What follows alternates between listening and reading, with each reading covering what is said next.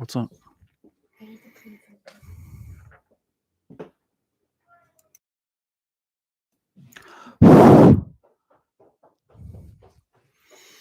What's up, man? Oh. Pagonis, can you hear me? Can you guys hear me? Josh, can you hear me?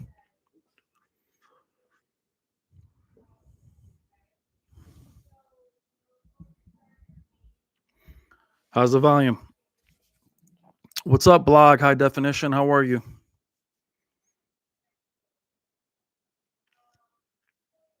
Alexis, what's up? What's up, guys? Hold on a second. How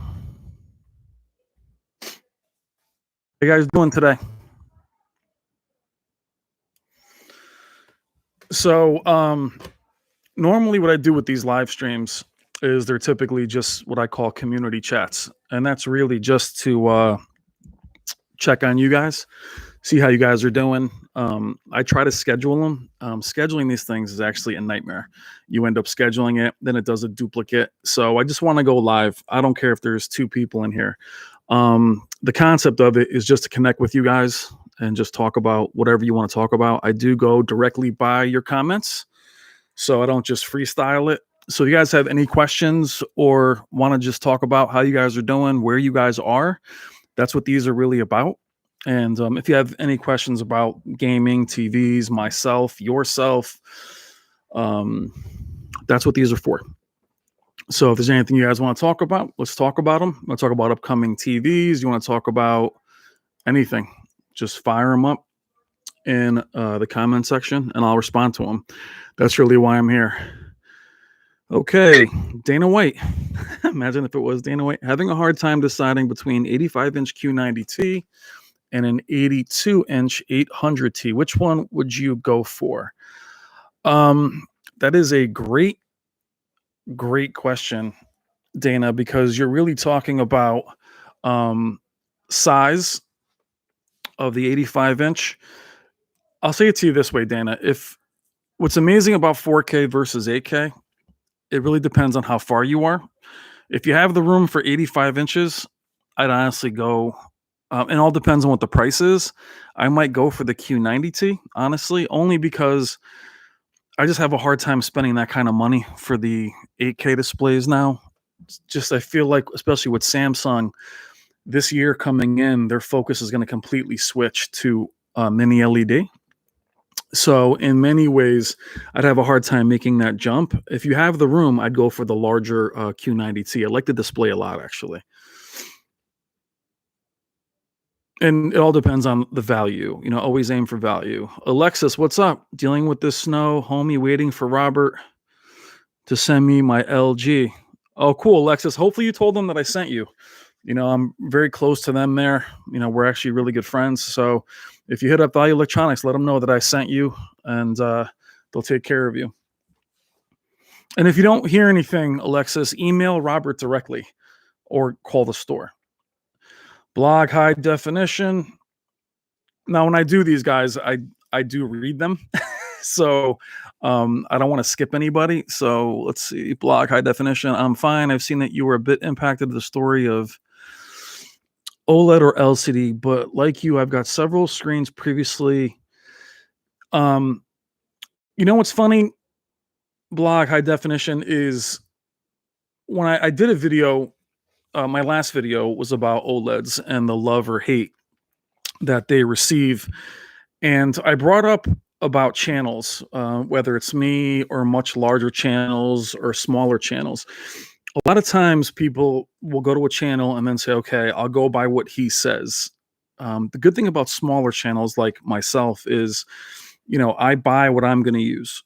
And versus getting a bunch of review panels, I am an LCD fan at heart. I do love high peak brightness. I do love that impact. I have found, though, that the edge lit bleed and even, I shouldn't say edge lit bleed. I should say that once full array, at one point in about 2016 with the Z9D, then there was the Q9FN, full array was really about eradicating blooming. And then somewhere in there, Sony kind of decided to retain shadow detail and then blooming and then the graying out. Even with Samsung, even though they have better blacks, I would see that it would get gray. And I found myself almost allergic to it. So right now, I'm in that OLED spot. Um, but that doesn't mean it's forever. And that's why I mentioned as a channel, it's not to say that I won't have a different panel in, a year or so. So, but right now, that's where I'm at. Uh, EP, how are you? Good to see you too. Samsung only flagship, Pagonis, Panasonic or Sony OLED? That is a great question. If you, Hamad, if you're in the UK, it's really, it's really hard not to go with Panasonic. The challenge I have with Panasonic is I really want to see them embrace 77 inches. I'm not sure if the UK has gotten to that point yet. And being a big gamer, I do want to see, I want to see more gamer centric. I really enjoy there's a confidence with the CX when no matter what I throw at it, I'm able to enjoy 4K 120. I'm able to enjoy variable refresh rate. There's FreeSync, there's G-Sync. So I really want to see the other companies start to embrace that. Panasonic to me is probably the best looking OLED I've ever seen is at Value Electronics right now. It is that Hollywood version. They have that monitor. It's, I think, a year old though. It's last year's. So I think Panasonic's going to look amazing. Sony, for me, their new Master Series is going to be, the J is going to be incredible. But we're going to see how a lot of these companies handle the higher peak brightness if they start pushing, ABL really hard. So that peak brightness won't mean much if there's ABL pushing it down. So I would say wait for both of them to come out. Panasonic, I think, is amazing. And, I've always been a big plasma fan, but I would still wait to see what happens. And I will say this, even, before the chat even gets too long, real quick, is I want to address real quick the whole 900H debacle. You guys saw that on FOMO's channel. You saw me on FOMO's channel. We talked about it. The thing is, regardless of the 900H being there, not being there, the not releasing these updates in a timely manner is something that they have to get away from. Meaning that if you bought a 900H when it launched and it's promising HDMI 2.1 features, and you already had an Xbox Series X, you already had variable refresh rate, you had the new consoles coming out, or even an Xbox One X had variable refresh rate. You bought a 900H predicated on that decision. And then all of a sudden, that decision, they still haven't released it yet.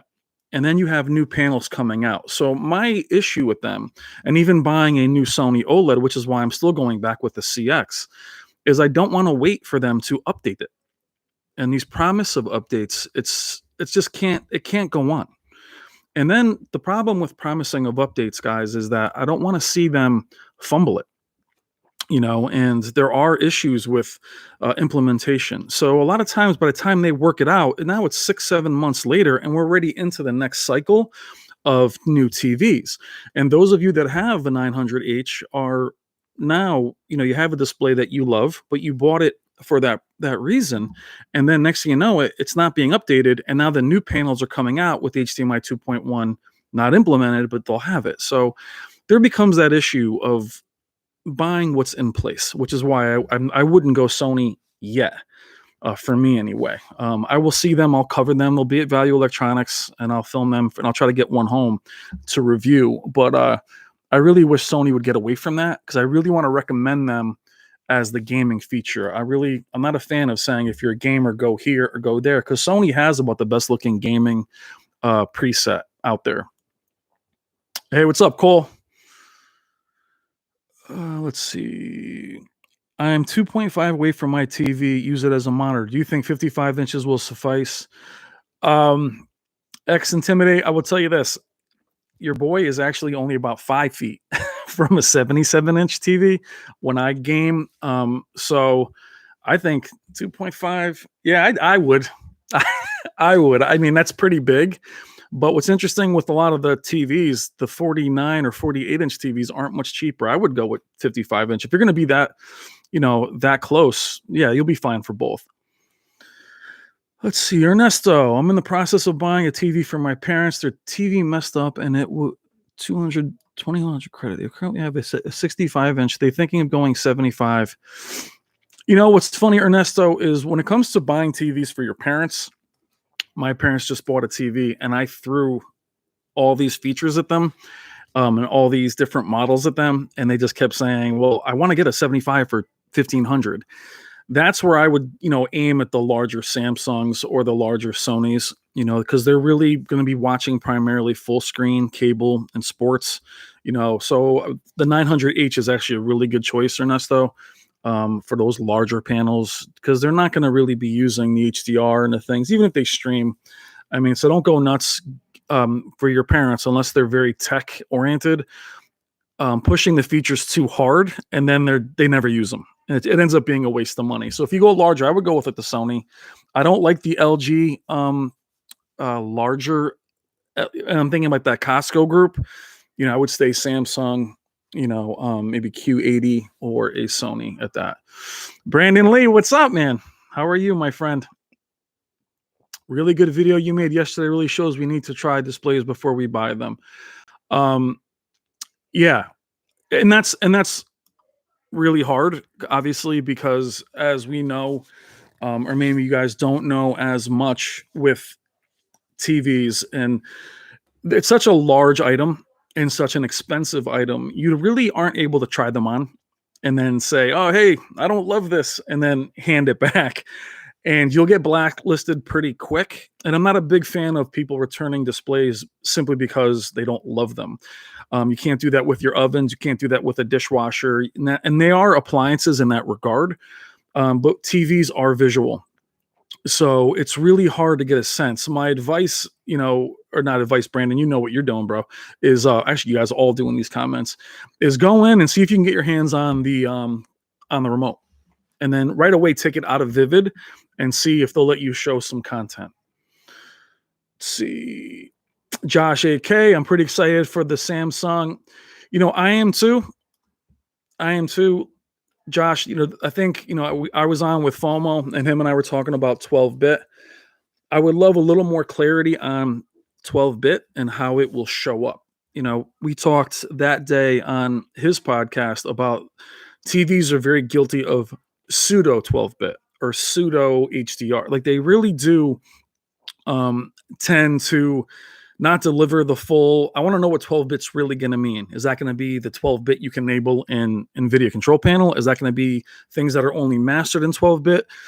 Considering also, Josh, that I would like to see, Dolby Vision with Samsung, which I don't think is ever going to come. I don't think they want to pay for it. But to your point, I think their new technology is going to be amazing. I would just be a little apprehensive, Josh, on the first generation of any technology. And that's where I would be a little apprehensive.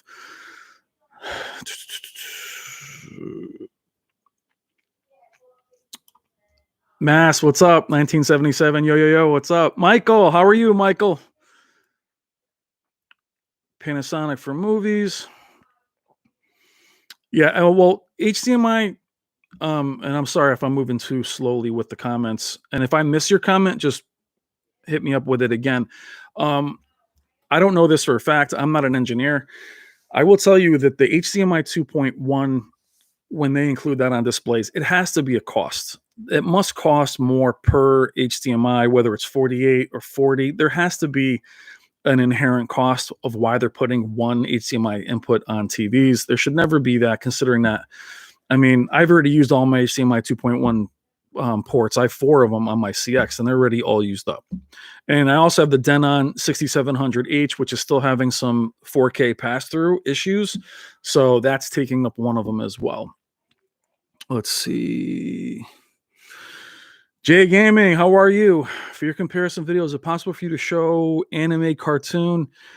I would love, thank you, Jay. I would love to. I will tell you guys, and it's a criticism, and it's definitely one that I should take, is channels my size, and when I do a video and I put it up, nothing's worse than when you get that email saying that your video has been flagged.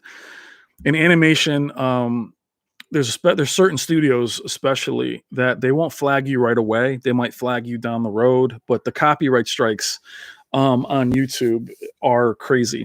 I had a video I did the other day where I was showing gaming comparisons after the CX software update, and I did Dolby Vision. I did extraction. I had it paused. I didn't even have it running. I had it paused, and they still took the video down. So, Jay, I'm sorry I can't do any of those. And it doesn't matter if the video is even monetized; they just don't want to see it. So I don't know if that changes once you get larger in size. My channel is very small, but I can't show any of that right now. I'm sorry. Michael, check out HDTV test on the. Yeah, I've seen it.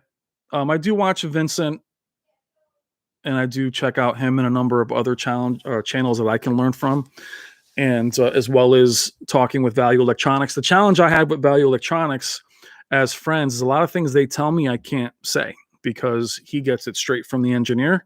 So, I mean, Shane from Spare Change, who was also a friend of the channel, we were there and we found out about Mini LED last year from LG, from them when they were in the store, and I still couldn't say anything. So I'd love to be the one that has these breaking things, but I don't.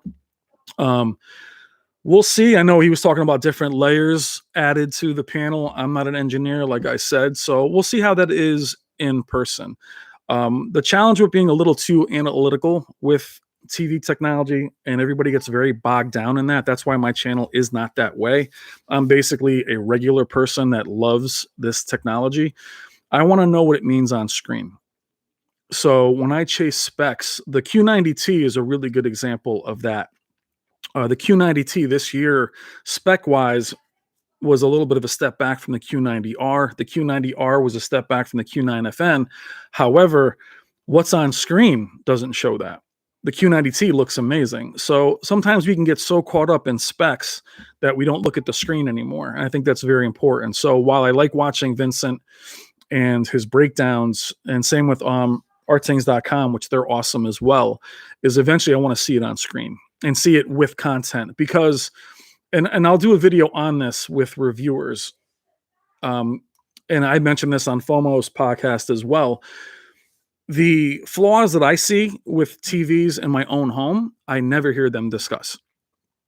I'll give you an example. The issues I've had with my CX, this white dithering at 77 inches, it's more visible at 77 inches. But when I have the A9S Master Series and my smaller CX, you can find it. And I haven't heard any of them bring that up. So I think it's it's about specs, but at the same time, I want to know what you see on screen during content, So I love those channels, nothing but love for them. Digital Trends is great. I'm also going to do a video on channels that I follow, and we'll compare that as well. Let's see. Sorry, I get caught up answering one question. Why is Panasonic much better than other OLEDs? Well, the Panasonics, it's all about processing. They all have essentially the same panels, but each one has its secret sauce in regards to processing. But Panasonic, for me, they were just brighter, than the OLEDs that we had here in the States. Let's see. Jay Gaming, they've always said VRR. Jay, I appreciate that with Sony. My challenge with that is then there was no purpose in buying a 900H and just sitting on it. You were better off waiting till now to, you know what I'm saying? Releasing a update with Sony with last year's processor and then with this new model. It doesn't, even though they've said, I've heard different from Sony when they released the 900H that it would be coming. I didn't have an exact date, but they can't wait that long, Jay. They can't wait that long, man. You got these people have had these panels for this long. They've already paid for them. And then when they go into, and this is something about all of us, and we all shouldn't do it, but if we didn't do it, nobody would watch channels like mine, is when you buy a TV, my advice is if you're somewhat happy with it, don't watch any of us for a while. Because you're always going to eye what's next. It's that way with graphics cards. It's that way with a lot of stuff. But the 900H, it was put in a really weird spot where it undercut the 950H and then was sought after for those specific features. A lot of people didn't buy that panel because it was a value. They bought it for those features. The fact that they haven't delivered them yet. And regardless of the PS5 being not utilizing it, you have to be more mindful that there's more people using TVs for PC monitors, and for the Xbox One X had variable refresh rate. So they have to be better with that. So, regardless of if it was a conspiracy or not, there has to be on a timely manner. And I'll prove it to you this way too, Jay, is I won't buy a Sony OLED. I have the opportunity to get the X90J. I can wait for it. My TV is at Value Electronics right now. I have the opportunity. I want those features now.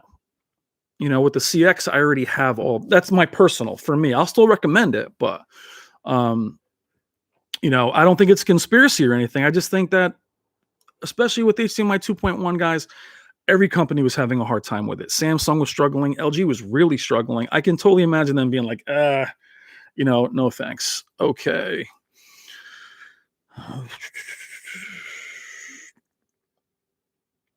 Yeah, size, X-Timate, it's all about immersion.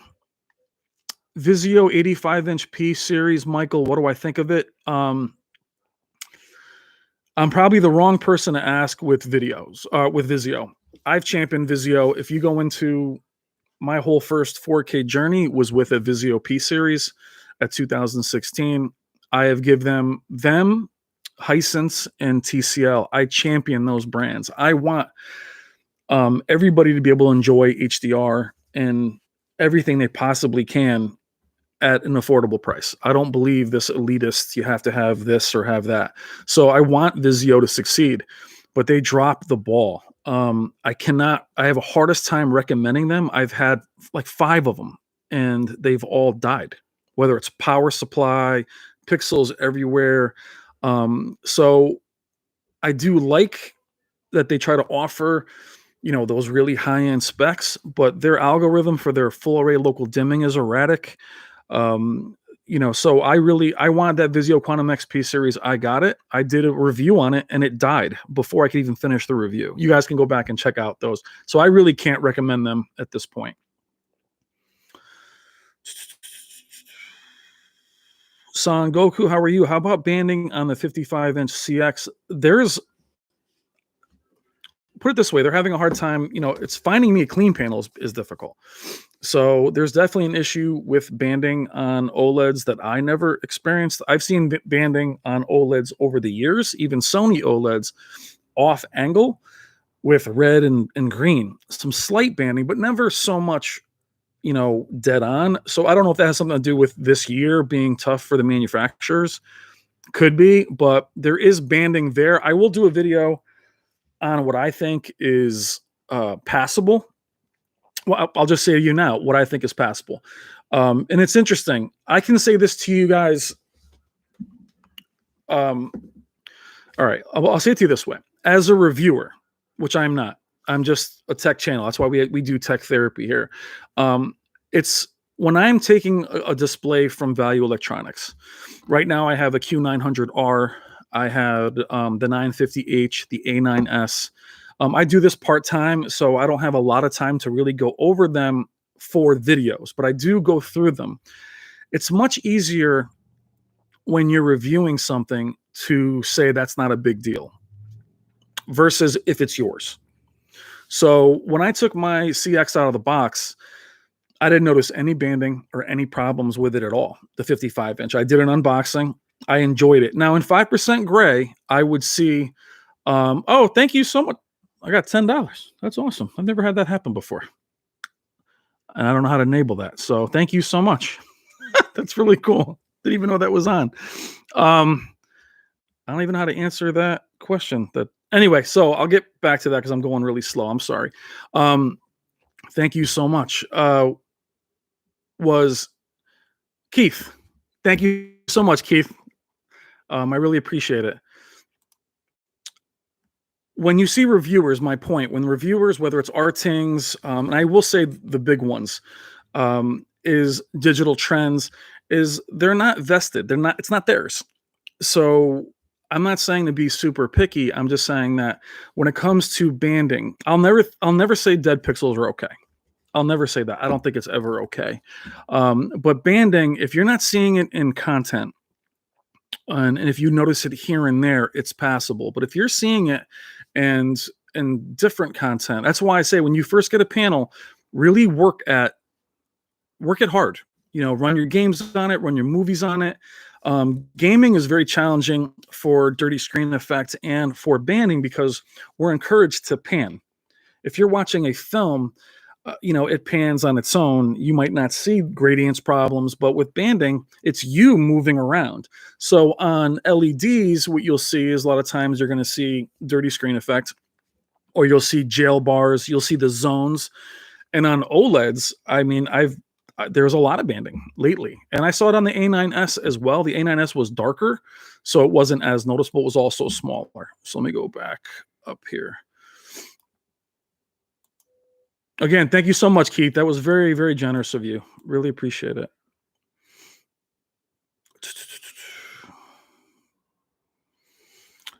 Josh, I can't get the actual release dates yet. I will say that last year Sony released in February. And then the LG, they were in March. And I know that Vizio and all those guys, they did delay their TVs, but you're going to see it. It's going to be messed up due to last year. That's for sure. And hopefully you won't see what's happening with NVIDIA and AMD with their, releasing things, and then you can't get them, because then the problem is too, guys, when you send them back, there isn't a lot to get. My CX went back a week and a half ago. I still don't have another 77-inch. Let's see. Jeff Parsons, I'm going back and forth between the 77-inch A80 or just buying the 83-inch A90.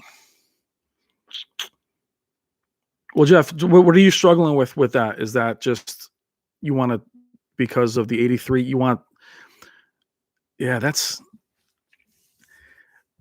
83 inch. I'm going to tell you this, 83 inches, I would say 77 inches. It sounds ridiculous, but having a 75-inch panel and being close to it, I never thought it was too big. Being close to the 77-inch CX, initially, Jeff, it was a little soft. Even though it was 4K, it was a little soft. And for the first time, I saw the need for 8K in a way. So I would think 83 inches, it sounds ridiculous because you're thinking, oh, it's only a couple inches, but you have to add the inches to the entire area of the display. The 77 inch is much larger than a 75. So I would say if you have the room, 83 inches is, go big, man, if you can. Go big if you can. But just make sure you have the room, unless it's going to be 8K panels. Steve Smith is in the house. Steve, how are you, my friend? Steve's been with me since the very beginning. Much love to Steve. Steve actually has an interesting, we're going to talk a little bit about Steve. Steve had a 900E, which was a very popular display, and recently picked up the 950H and really struggled with a lot of the vignetting and the brown corners that Sony kind of has on their displays. And then I think he contacted Sony and did not get the response he was looking for, and actually grabbed himself an OLED. So I'm hoping, Steve, good luck with your OLED, my friend. Son Goku, every LG has banding? No, not every single one. It's just, it all depends. Almost every panel I've ever seen has banding in general. Almost every TV has something like that. I've never seen a true clean one. It all depends on if your eye is sensitive to it. And I mentioned that in the video as well, guys. Don't go looking for issues either. I would enjoy regular content, but work it hard and see what you like. Or see if it pops out at you. I wouldn't take a magnifying glass and go looking for it. Jennifer Gala is a dear friend. She has an amazing channel on YouTube. She's a filmmaker. Please go check her out. And Jennifer's content is incredible. 8K, 16K. And again, she's my go-to 8K friend. Also, she's a filmmaker and music. She's incredibly talented. Check out her channel and then take her content, put it on your TV.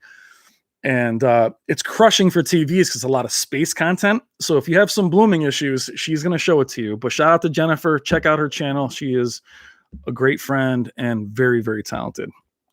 Which I'm amazed that anybody like that watches me because I'm just chilling. Let's see. Have I ever entered the service menu or am I scared? No, I'm not scared.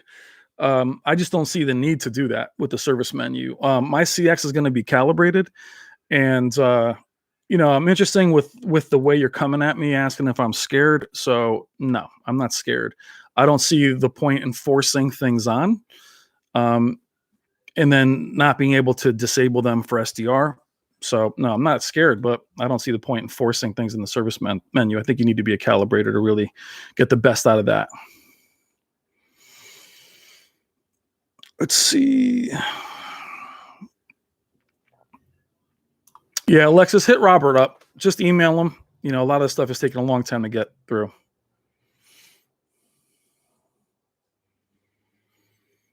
Vinny, is it worth to go through the loops to get DirecTV 4K channels? I don't know anything about DirecTV 4K, 3 or 4 channels. I don't, Vinny, meaning I don't know if that's true 4K or if that's up converted. But if there's any sports on there, I would.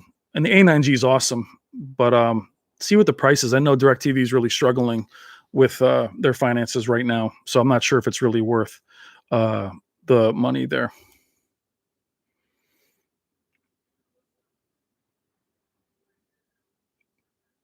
Review the 2. What's up, bro? How are you? Hope everything's well. I know I'm going so slow. My bad, guys.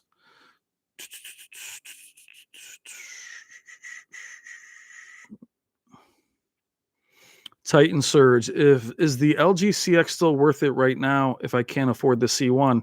Yeah. To me, LG, if they're good at anything and bad at anything, is that hasn't changed since the C. To me, the C8 was like the best that LG OLEDs as far as how they looked, and they kind of just been doing processing changes since then. To me, the CX is going to be the best value coming up this year because it does everything already. And I talked about this with the C1. It's all processing, and even the gaming features they're adding with the C1, where they're going to give you a whole gaming page and they're going to try and make the games look specific to the kind of game. I don't want them doing that. Like, I don't want you making my game too bright if I'm playing Call of Duty. So I would still go with the CX and Titan Surge. I'll prove that to you again because I have the opportunity to get the C1. If they can't find me a clean CX at 77, I'll end up inadvertently getting a C1, but I don't really want one. I'd rather just have the CX. Primarily because, like you said, I don't want to spend more money on it. Yeah, Song, if you get your OLED, like I said, just enjoy it out of the box and then enjoy it. Don't go looking for issues. You'll know if it's bad.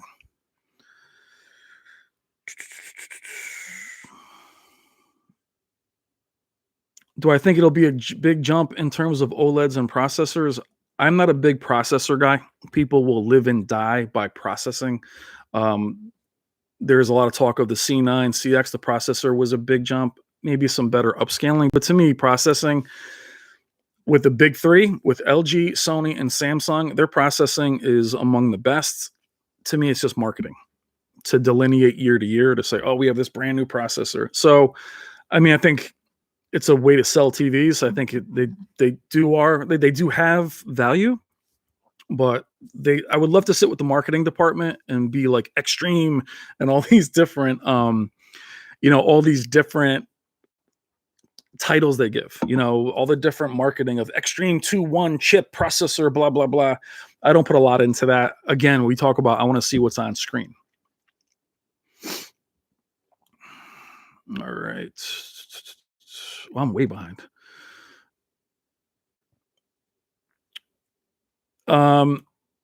So, and if you're in the comments and you want to ask me about another channel, I'm not going to get involved in any toxicity. I'll never respond to toxicity. I have had way too much of that when I started YouTube of like certain channels attacking me. It's not one specific channel. I'm not alluding to a specific channel, but if you're trying to get me to respond on it, it's never going to happen. So you waste your time asking me what I think about other channels in a controversial sense. The channels that I recommend, you'll hear me bring up. But as far as what I think about other channels, I'm not going to get involved in any of that. But I appreciate your question. Samsung does have a tolerance component of between 10 to 12 dead pixels. It all depends on where they are on the screen. IT Guru, what's up? Why did my CX go back? My 77 and CX had pretty bad banding in the middle of the screen. So that's why it went back. My 55-inch is actually doing okay. And my CX also had some very bad dithering. Almost the blacks weren't just raised. They were like tentacles from Venom. So they kind of just moved around. So that's where my 55 didn't have it as bad. So I think mine had an issue with the processor. But I'm getting it back. So, and actually having the 77-inch go back, I really miss it. Going back to 55 has been painful. And actually, I haven't played any games other than for the channel with the 55-inch. Hi from France. Makar, how are you? Hope everything's good in France, my friend. Do I think this year's a big jump in OLED other than the peak brightness? Not really. I mean, I think to me personally, I think the very exciting thing is going to be the mini LEDs and the micro LEDs. I think LEDs and OLEDs are about as far as they're going to go. I mean, yeah, the extra peak brightness is going to be great. We'll see how they handle that, though. Like I said, if the extra peak brightness is a detriment, or if they have more aggressive ABL, heat sinks, however they're going to do it. More peak brightness is, and here's the thing about peak brightness, guys. LG had an issue with raised blacks between the C9 and the CX that they still, I mean, just recently fixed it. I'm not sure I want my OLED to be 1300 nits. As long as they can leave the blacks black, then do whatever you want, but do not compromise the black level. So OLEDs, yes, would I want a brighter one? Of course. Do I want raised blacks? I do not, because it's very distracting. And an OLED without blacks is pointless. It just serves absolutely no purpose. So I rather have the black level where it belongs, and I don't want it to compromise. Let's see. Eddie Wiley, how are you? Which brand do you prefer, Sony or LG? Great question. Eddie, I will tell you this, and I've done videos on this, and I'll do another one about brand loyalty. I don't have any, to be honest. I was a huge Sony fan with the Trinitron. I had a Grand Wega that died. Then I was a huge Samsung fan for a number of years. And then I gave Vizio a shot, then went back to Samsung and had terrible luck with a ridiculous amount of panels from them and spent an absurd amount of money. Sony, I was very happy with the 900E. The problem I have with Sony is that things are very samey from year to year, and I just don't like how their implementation on their gaming situation, which is why I end up with LG. LG, I do love their OLED line. I don't love their other displays. So I'm interested to see what OLED does with their mini LED option, because the nano cell was promised to be this next level thing, and they're just not great in the LED space. So right now it's LG, the one I want, but it's how can I say this, Eddie? It's panel specific, so I'm not an Xbox fan or a PlayStation fan or a PC fan. It all depends on what I like at the moment and who serves me better and gives me the best value. But I never blindly buy a product based on the brand name. Never. That's not even cars or anything like that. And again, Michael, I'm not going to comment on any of that stuff, man. That's just not, I don't do any of that here. So I appreciate it, but it's just, if anyone's looking for drama, you'll never get me to do it. I'll never get involved in toxicity in my free time. It serves no purpose. I'm here to try and enrich lives. And that's why these live streams that I do, they're community chats. They're just to talk directly with you guys. So if you want to find a channel where people fight and are toxic, it's not going to happen here. And I won't even respond even if I'm attacked. So if that's what you guys are looking for, and I'm not saying you guys are, but if you are, then I'm just not the channel for you. And I'll kill things with kindness all day. There's enough toxicity out there in the world. And I just want to spend my free time trying to help people, and you guys enrich my lives, and that's all I'm looking to do here. So to your question, I don't get involved in any drama. Okay.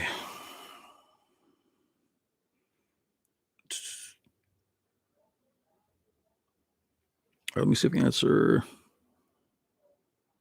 Oh, that home theater dad. Yeah, dynamically challenged is Shane spare changes of the channel, and we were doing a live stream one night. I wasn't, but you gotta remember, home theater dad, I wasn't saying anything. I was just laughing. So you can go to that channel and check that one out too.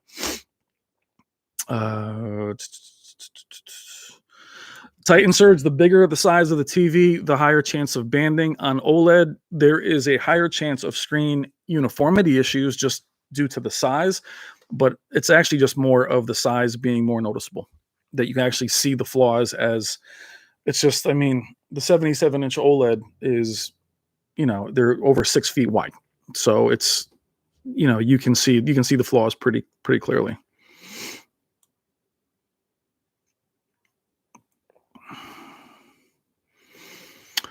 Most people didn't ever notice when LG took away 100 nits. You're correct. I mean, I didn't notice it much other than on certain, on certain games, but I wouldn't have known if it wasn't for channels like Vincent and, them. That's why those channels are very important, because they do hold the companies accountable in that way. They do show, and sometimes I wish they didn't, because sometimes ignorance is bliss. But, I'll give you an example. Artings did a great review of the Sony 940E years ago when I was looking for a TV. And I ended up, they talked about the slow pixel response. And I remember them saying to me, because they were responding back in the day on Facebook, and they were like, you might not notice it. And I noticed it. And I always wonder, would I had not noticed it if I didn't know it was there? Let's see. Biff Malibu, how are you, my man? Hey, Brian, I'm still rocking my 900E from 2017 and thinking of jumping to 85. What would your recommendation? Great question, Biff. Again, keep in mind that, the X900E was a great panel. It was also when Sony was aiming at a different time. Sony was really about trying to limit blooming as much as possible back then.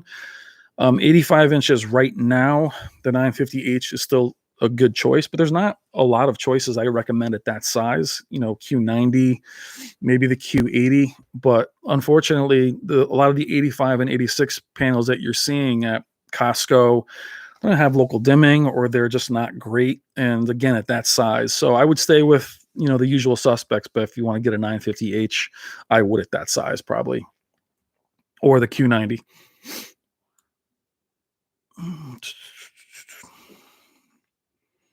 Okay, let me go. John Hooper, what's up, my man? Vienna, what's up?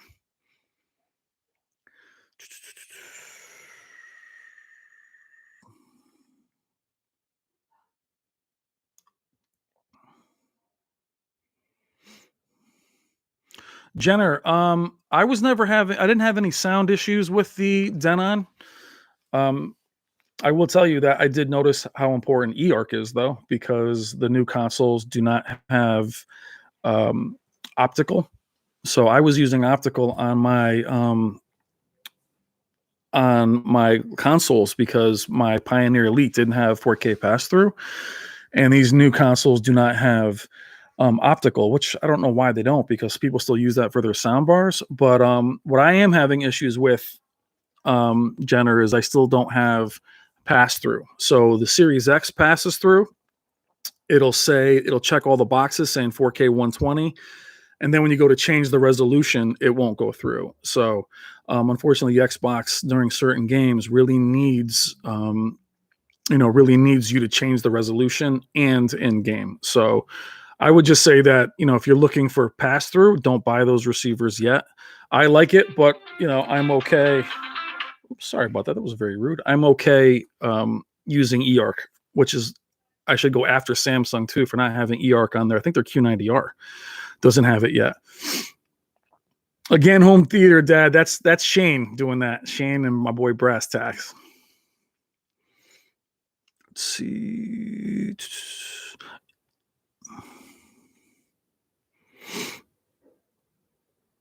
Oh, we got 57 people in here chilling. Yeah, Shane does try to stir the pot. Let's see. And some of you guys are here. I gotta give a shout out to FOMO, because FOMO built a huge channel. Really, really good guy, really, really good content, and invited me on.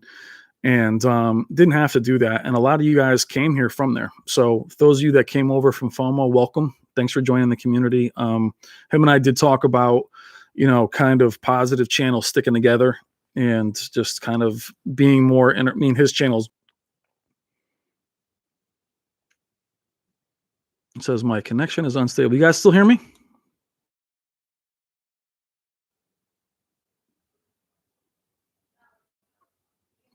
Are you guys still hearing me? Only because my connection got a little jump. So somebody just say yeah if you can hear me.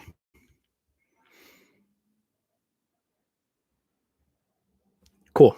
GC1 or the Sony. That's going to be really hard because the Sony's rocking that larger Brighto panel. I believe the G series is going to be more expensive. I really wish I would tell you this, Eddie, with LG. I really wish they were just saying, hey, our brighter panels are the C1, and then just do that versus this, hey, the C series is going to be similar to the CX, and then our G series, because you're really going to look at a large jump in money. And for me, it's and guys, not to be cheap, but being an idiot as I have been, when I started this channel, and it's not a money thing, it's the fact that I've literally went from, and I have warned you guys about this as well. I talked about this also for FOMO's channel, is that when you come in with a budget and you've talked to your friends, your wife, husband, partner, I don't care.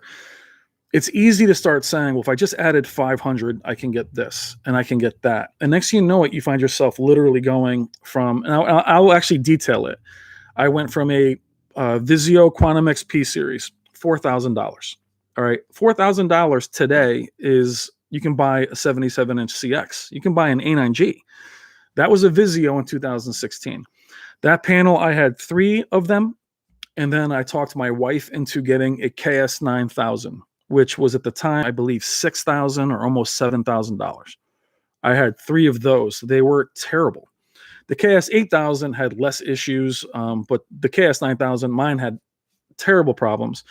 I then jumped up to the KS9500, which was curved. It was bigger.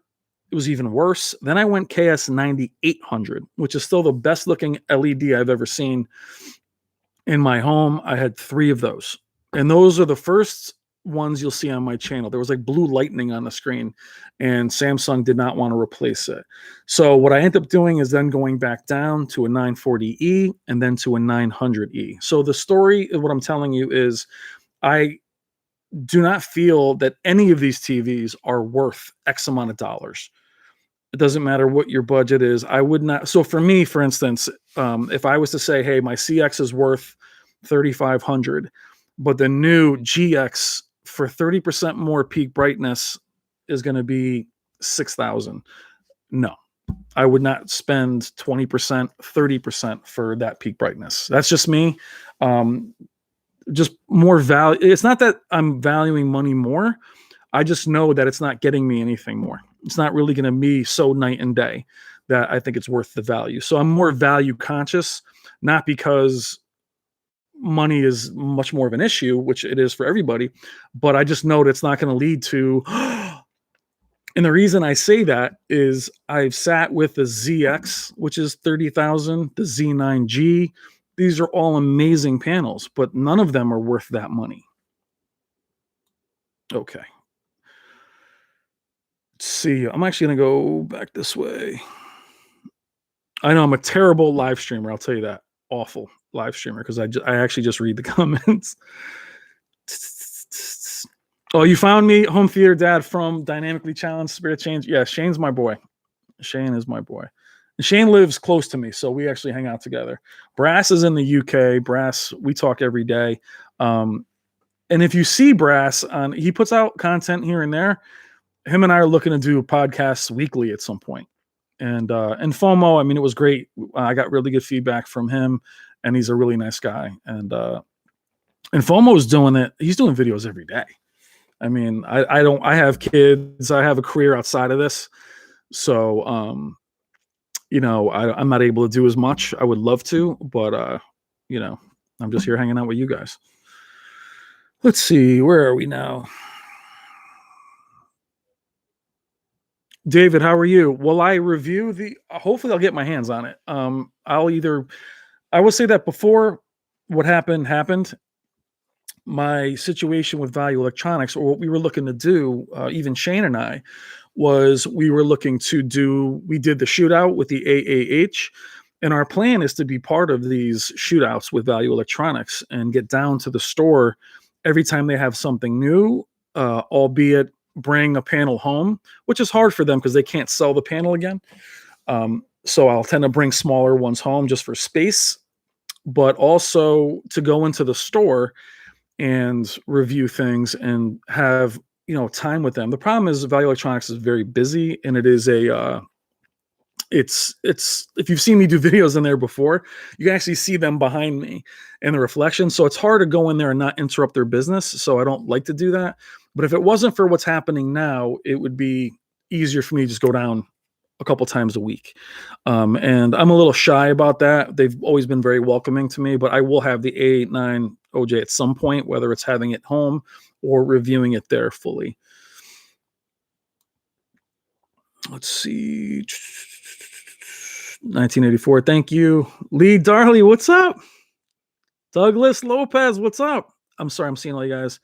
Peter, what's up, buddy? How are you, Peter? What's up, buddy? Will you buy this year your new TV? I will not be buying a new panel for myself personally, Peter. And honestly, I'll tell you this, guys. I'm better at what I do when I'm not buying it for myself. Meaning that when I had issues with my CX, it was like it triggered me, honestly, because I started this channel because of having defective panels. And it's amazing how when you have a panel, you can enjoy anything. So it literally took me out of my game for a little while because I was so focused on trying to I don't mind testing TVs, reviewing them, running them through their paces. I do not enjoy troubleshooting them and looking for problems, or if you see an issue, it's like literally like you can't unsee it. Excuse me. So I won't be getting a new one this year, Peter, unless they can't locate a clean one for me. So Value Electronics is locating one for me that is as clean as possible. They're going to calibrate it for me, and then I'll pick it up. But if I don't end up with one, and the C1 releases in March, I might end up with one of those. But I really do want my CX, honestly.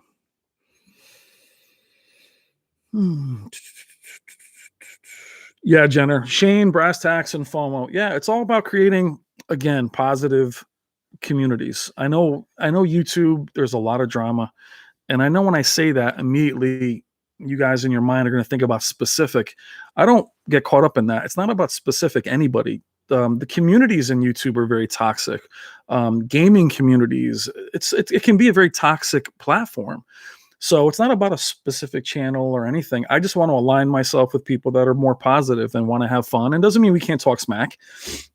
I mean, for instance, I saw that movie, The Little Things, the other day. Little Things? And it was awful.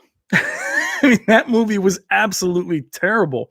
And I want to do a review on it. I just don't have, I don't want this just to be a TV channel. I do have the tech therapy videos, which don't get a lot of views. And I'll tell you, as far as being a YouTuber, it's very hard to decide what to put out, because I'll give you an example. I've had videos where I'll do a video about Arting's video, meaning I'll just go over their video, and that video will get a ridiculous amount of views.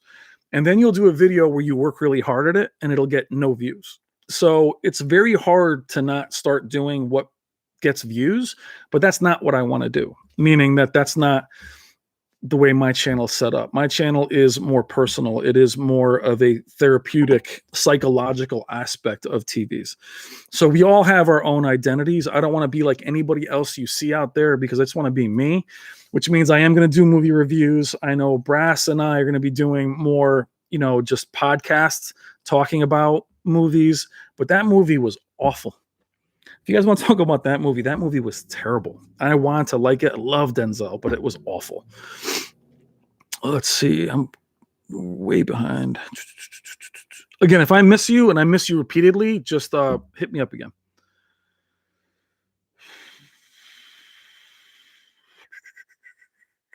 Jenner, what's my take on lack of consoles? I did a video on them. It's terrible. I didn't think that they should have released. I did end up locating them. I have a story behind both of them. Did I overpay for them? Yeah. Did I buy them from scalpers? No, I bought them from individuals, friend of a friend. I did pay a couple extra $100 for them because I do need them for the channel. And I'll say this: if I'm going to do a video on a new game and it says Xbox One X, I mean, people are going to say, well, and you want to see the CX do its thing. So I think it's terrible. I'm even more that way with PCs, with AMD and Intel. And if you look at any builds, like whether it's Linus or Biswit or any of these other guys, and you'll see like best building for PCs, and you'll look in the description for the stuff that they use, and it's all sold out and it's all third party. So it's not just the consoles, it's PC market as well. So yeah, it's terrible because everybody's home. So everybody wants to be able to enjoy these consoles. And the problem with them too is, they're not going to be refreshing them. And I know you can't go into the store, but this whole like refreshing I don't have time to do that crap, to try and refresh my page and hopefully find one. And I don't have time for that. So to me, it was worth spending a couple extra $100 for it, but it's awful, especially now. I mean, you should not release them until they had plenty of them.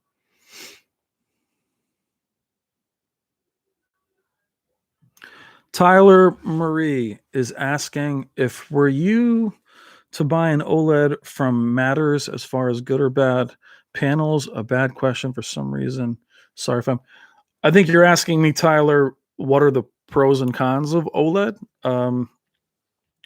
Just the very obvious ones are they're not as bright as LEDs. They're not as good in dark and bright rooms with a lot of windows. They can be mirrors at times, and burn-in is a real thing. It's still there.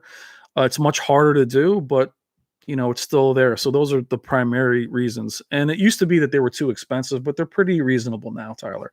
But if you want like something in a really dark room or a moderately bright room, they're still the best picture quality as far as I'm concerned, simply because of contrast ratio, which to me is the most important. Which is interesting because some panels had gotten very bright. However, the contrast ratio wasn't there. So to me, I don't want a panel that's super bright that's got purple. Justin, what's up? Justin Bergmans. Javier, how are you? Props to you for doing things your own way. Thank you, Javier. I appreciate it. Look, I do. People throw around that word community all the time. And I'm going to share this with you guys. When I started doing YouTube, a lot of this was going through these defective panels. And I'm sure many of you in your own lives don't have other friends that are into this hobby, right? So if you're talking to your friends or whatever, and I have plenty of friends that, that aren't into this, and I'm complaining to them when this TV came and they're like, oh, poor baby, poor guy, So having YouTube to little by little share those issues with, that's become as important to me as it is for you to have this channel. So I do feel there's a friendship here. And I do feel, when I see guys like Justin and Steve and people that have been part of the channel since the very beginning, when I was talking to 5 people, or, John Hooper said something really nice one time. He's like, could you imagine that, he was there when I was doing like game videos of just talking to myself. So I'll never forget that. I don't care if the channel gets huge, but I will say that my positive approach does limit my growth, because I am a bouncer in the comments. I don't allow people to be attacked. I don't allow toxicity. I just don't. So if I was a little more toxic, the channel might do better. If I was a little more, because discussion is always welcomed, I just don't like seeing toxicity. So I stop that. So I kind of slow my own growth, but I rather it grow slow. And we just hit 11,000 subs, a few days ago. So that's really nice. And again, it's a part-time thing for me, but I'd rather be more in touch with you guys versus the channel really grows and then I lose track of it. Oh, thank you, Justin. Oh, just, people send me $4.99. Nice, Justin. I have no idea how to do this thing. I don't know what, but thank you. I really appreciate it, man. Thank you for the sticker. Oh, he got me lifting in the sticker. Can you guys see the sticker that he puts up? Thank you so much. That is so nice of you. Very generous of you. Thank you. Youthman, Joe and Tell, Technodad have created a really amazing community and their separate channels. Yeah, you know what? I watch Techno Dad. You know, again, our mutual friend is Shane, and I like Techno Dad. He does. You know, I for me, when people respond in the comments and say hello, you know, that's nice. The thing with even me and Shane, though, Shane's community is very oriented into audio. So sometimes I think our communities don't always align. So that's why I think FOMO and our community is aligned. So, you know, we're going to look to build our own little crew between like me, Shane, Brass, and, you know, some others. And I encourage any of you guys also to, um, you know, to do your own channels. And I will say this to anybody that starts a channel. Not that I should be giving advice because my channel's small, is if you one be patient. You know, basically, I'll give you two. I'll give you a bunch. But one, do not get caught up in toxicity. And when I first started YouTube, I had a little crew that was part of my community. And they were constantly telling me what other channels were saying. And it got into this big, and it turned into like a schoolyard fight. And social media is so dangerous that way. So my advice to you is if you want to do this, even if you're just having it for fun, it's easy to get caught up in drama. And again, I'm not speaking about anybody specific at all. I know you guys don't believe me. I'm not. But what I'm trying to say is if you want to build a channel, be okay with it getting 5 views for the first year. And like social media, when you put something up and it doesn't get any likes, if it's a picture of your kids or whatever, it's hard not to feel rejected. And we all feel that, even large channels and, you know, my channel. It's just that if you want to do this, do it for a hobby. If you want to do this as a career, then you have to really go at it a different way, but be patient. But if you have a lot to say, a lot of you guys leave me really long comments, make them as long and detailed as you want. That's why I'm here. But if you have so much to say, do your own channels. And but just be patient with yourself if those channels don't get a lot of views. But don't build those channels. This is just me. Don't build them on toxicity because it'll eventually eat you alive. So unless you're toxic yourself, just do what you like, and I would just have fun with it. But be patient and just know that my video. Look, check it out. My channel has 900 videos, 900, and so many of those are just me. Like, hey, what's up? You know, it's okay. The biggest YouTubers in the world started really small. You know, which is why FOMO's channel being as big as it is, you know, but the guy works at it. Same with Shane. Like Shane, Spare Change, the amount of equipment, and I always shout out Shane because he helps me too, is, you know, the amount of equipment that he's reviewing, the amount of effort, the editing. I don't do that kind of editing. I don't have, like right now, I'm hanging out with you guys. You know, it's the family's yelling at me. So I don't have as much time, or I'm also part-time, but I rather do this than make my channel more polished, if that makes sense. Okay. I gotta shut up. Talk too damn much. Tony Beckett, how are you?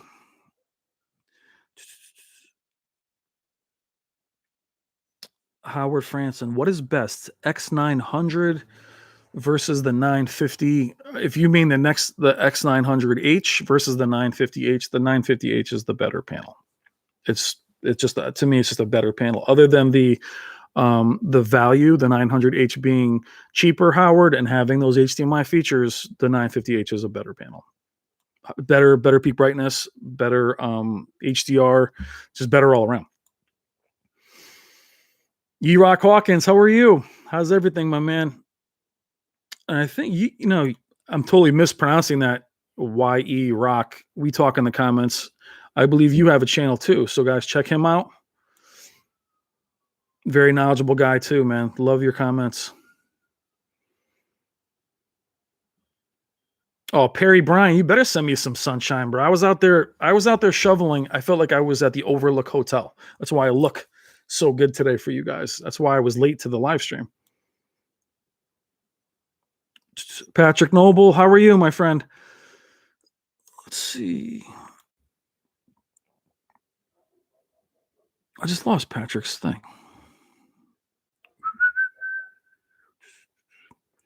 It was funny. I first started doing these live streams. I was doing them on my phone. Patrick, totally lost your. Oh, there he is. Patrick Noble began watching your channel when you were trying to decide. Yeah, so Patrick goes way back. So Pat, you remember the 940E? I had Battlefield playing on that, and what's funny is the 940E is the baby Z9D, and I'm telling you, Patrick, when I was turning the gun, like I felt nauseous. Like with the 940E, the black level on that display was phenomenal. And then again, what's interesting, after the 940E, they went into the Z9F. Excuse me. They went into the Z9F, and what happened with that was they started favoring shadow detail. And the Z9F is also a fantastic panel, but they got away from that black level that I love so much. Even the Z9G's black level. Take another sticker. Oh, Brandon, my man, dude, I love the stickers. That is very, very, again, very generous, guys. I'm not looking for money, but thank you so much. The sticker is badass. Thank you, Brandon. Brandon's another one that's been part of the channel forever. All right. Again, if I miss your comments, guys, just please submit them. I know I'm painfully slow. I apologize. Brett, have I gotten my CX calibrated? I have not. My CX is, I'm getting a new one from Value Electronics.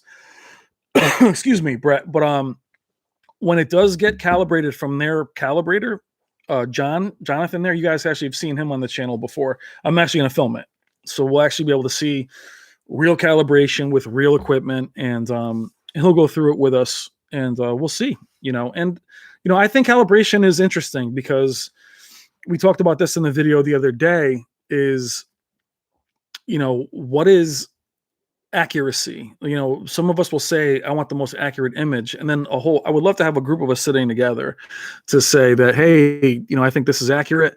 I don't know if I like it. Some people do like dynamic contrast. Some people like their motion settings enabled. Some like a smoother.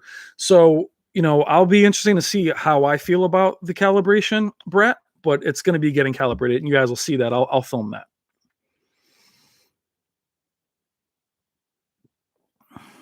Swedish Seeker, I bought the 950H and it's amazing. I really love it. And if you play games, you can do 1080 at 120 hertz. Also, keep in mind, I had the 950H for 8 months here, and the game mode is gorgeous. And you can actually see it on the channel versus the CX, and it holds its own, and in some cases look better just because the game mode looks so good out of the box. The CX takes some messing around with it. We got 66 people watching me up here just talking. Tony, how much snow did I get? We got about 12 to 15 inches. I was out there shoveling. Man. Let's see. Oh, Hamad, I'm sorry I missed it 3 times. Oh, you getting a little aggressive, Hamad? I'm since I missed it 3 times, have I turned on AI Picture Pro? Yeah, I had it on. I turned it off. I didn't see a huge difference from the AI picture. Brass Tacks likes that feature. And do I think about reality creation? I do not enable it on my Sonys. I am very, to me, reality creation creates aliasing. So I'm all about clarity. So I think a lot of times when we want to make things what we think is cleaner, if it creates noise, then it defeats the purpose for me. So I'm sorry I missed your comment, Hamad. Hopefully that answers it for you.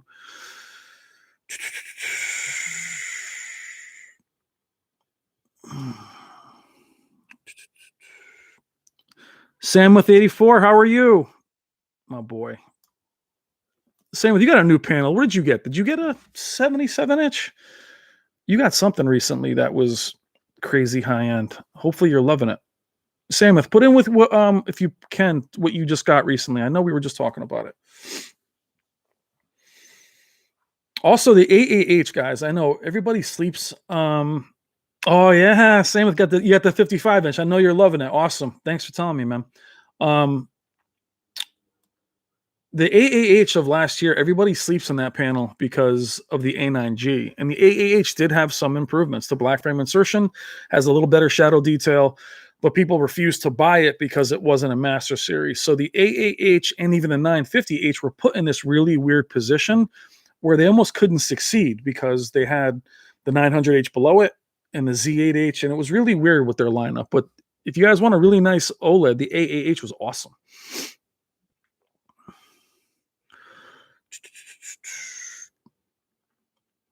Justin, Brian, do you think maybe Panasonic is seeing how we take to their? You know what, Justin, there's Robert and I were talking about Panasonic and why Panasonic left the States. Um, I can't tell you what he said because I was told not to. I can tell you my thoughts on it. I honestly think that Panasonic had this superior lineup with the VT, the ZT60. I think their panels were off the charts. But when you would go into a store and see a plasma next to an LCD, they always had, they shouldn't have had them next to each other. The LCD always made the plasma look so dim that the average person wasn't buying them. So they were superior in every way, and they became an enthusiast only product. And that was a shame. And I think that Panasonic was sore about that and just pulled their stuff out. That's just my guess. I think that they thought of us in the States as not being able to recognize superior quality, and they were really losing money at the end. So, do I think that with Robert, I mean, it's amazing, excuse me, that he was chosen to have those panels. We'll see how they sell, Justin. But I do know that they also, Robert purchased that year's and even the year before. So they're really going to see what he does. I mean, he has, the thing about Robert too, he's not, when he's talking to people from Sony or whatever, he's not talking to sales reps. He's talking to the engineers. They do discuss the, you know, like I knew about the Xena, I knew about the A9G before they canceled it in public from Robert, and even the Z9G successor. You know, Robert's input is in that panel. So I mean, that the guy's legit in who he talks to, and he does have a lot of influence when it comes to what they're doing with not just sales reps. Hector, thank you, $10. Damn, man, you guys are spending money today. Thank you for your advice on my dad's new 950H. I really appreciate you sharing your knowledge. My pleasure, Hector. Let me know when he gets it. And again, thank you for your kindness and generosity. When he gets it, Hector, hit me up and let me know if you have any challenges with it. Make sure that you go into an enhance HDMI and enable that setting so you can watch HDR. HDR is enabled with the apps, but if he decides to hook up a Blu-ray player. So thank you so much, Hector. I really, really appreciate it. Let's see. Feel free to talk smack to me too, guys, for being so slow. Oh, King Sean. All right, this is a great question because it's going to totally make me a hypocrite. King Sean 1214 75-inch Vizio Quantum X or 55-inch LG CX. You guys are going to be shocked. No, CX. You were not going to be shocked. I would go Quantum XP series, and I'm going to tell you why. There is a saying in boxing or in MMA or any kind of fighting where they always say a pretty good big man beats a really good little man.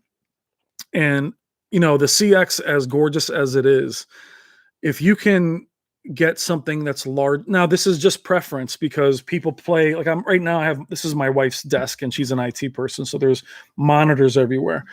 If you can get a larger panel, if you're a home theater person and you can get the immersion, I would go for that every time.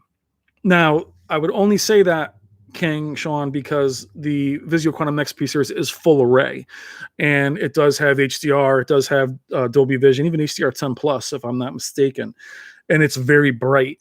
So I would definitely go with that.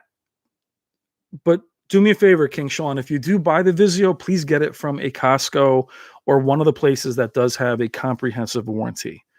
please, just to cover yourself, because they do have quality issues, not just their screen uniformity, but with them breaking. But I would go 75-inch. I'll always go with a larger. But now the flip side to that is, a couple of years ago, we were talking about the Sony 800 series, and I made a mistake that everybody jumped all over me because there is local dimming on the larger 85-inch, but it's not great. But what I would say is I would not want to I wouldn't say compromise and go edge-lit. So King Sean, if we were in the same Costco together right now, that 75-inch Quantum is the only one I would recommend, because those 75-inch Samsung UN models and some of the LGs, just the haloing is really, really bad. So the Quantum series does have good blacks. So I would go 75-inch. I know you guys are shocked, but gotta go with that size. Gotta go, because being a home theater nut. And what's funny, if you guys were on Dynamically Challenged, you saw that Shane and I fighting over, because he's a projector guy, and we were battling about how you can't, he says, you gotta give him crap too. Shane says you cannot have a TV as a home theater because he has an amazing projector. Sama, thank you, man. That's so nice. You guys are giving money. You don't have to give money. I think it's really, really sweet of you guys. That's not why I'm doing this. Please, I did not know. Thank you, Sam. I really, really appreciate it. Sam, he left me one of the nicest messages last year too during a tech therapy, saying that there was something that he really enjoyed. So thank you so much. I really, really appreciate it, brother. Okay, let me go. Steve, I know you wouldn't pick a Vizio over an OLED, but think about the size, man. Think about the size. Alexis, CC, Shane is right. I'm about to call Shane. See, what's funny is I gotta get. No, not you, Alexa. You hear Alexa trying to jump in? Okay. I have a projector as well. Hi, Carlos. How are you? All right. Let's see. Let me go back up. Again, thank you, Samuel. I appreciate it. Matthew, Whisper Status, I love your channel. Thank you so much, Matthew. I really, really appreciate it. I know it's an odd channel. I mean, I'm not gonna lie. I know it's not polished. It's not like other channels, and I don't care. I have no idea. And I'm gonna go ahead and let's see. I appreciate. I can't. What's so funny? I'm gonna tell you this. So as I was starting the live stream, I try to schedule it, and I don't do them enough. So here I am trying to schedule. I'm out there shoveling like Jack Torrance out there buried in the snow, and literally there's nobody waiting. I think Michael was waiting, and then I had to cancel that one. And you're even saying to yourself, like, Jesus, I'm going to do a live stream and no one's going to be there. So I can't tell you how grateful that you're there. We're doing a couple hours. How grateful I am that you guys are here right now, and we're just chatting. But that's what this channel is, guys. It's nothing more than us hanging out the way people used to hang out. I'm not talking about before everything that happened on the planet. I'm talking about, back when you'd play video games with your buddy next to you. And that's all the channel ever really offers is, again, the more psychological aspect of technology and how it affects you, but also the things that we geek out with together. And I never want to talk at you. I always want to be with you. So I always say that this channel is not me, it's us. It's yours as well. And that's why I'm so strict, though, about it being a good community and not a toxic one. So I don't want to say anything's garbage or trash. We can all disagree and have a discussion, but I'll never look to put anybody down. And I know we have all different budgets. We have all, I want everybody to just enjoy. It's like, I'm going to say this too real quick. And I was talking to Brass Tacks about this. And I know a lot of you guys in the comments can relate because we're part of the same hobby. With everything that's happening in the world, I am so grateful not only to have you guys, but to be a gamer and to be somebody who loves, technology or loves movies or loves picture quality. Because even though I'm isolated, I'm with my family, but I don't get really, there's always something to look forward to. So being a nerd, being somebody who loves this technology, I'm never bored. I'm always entertaining myself, having you guys as a whole nother layer, but I'm so grateful that we have this. Dwayne Phillips, I would love for you guys to say congratulations to Dwayne. Dwayne is a professional calibrator.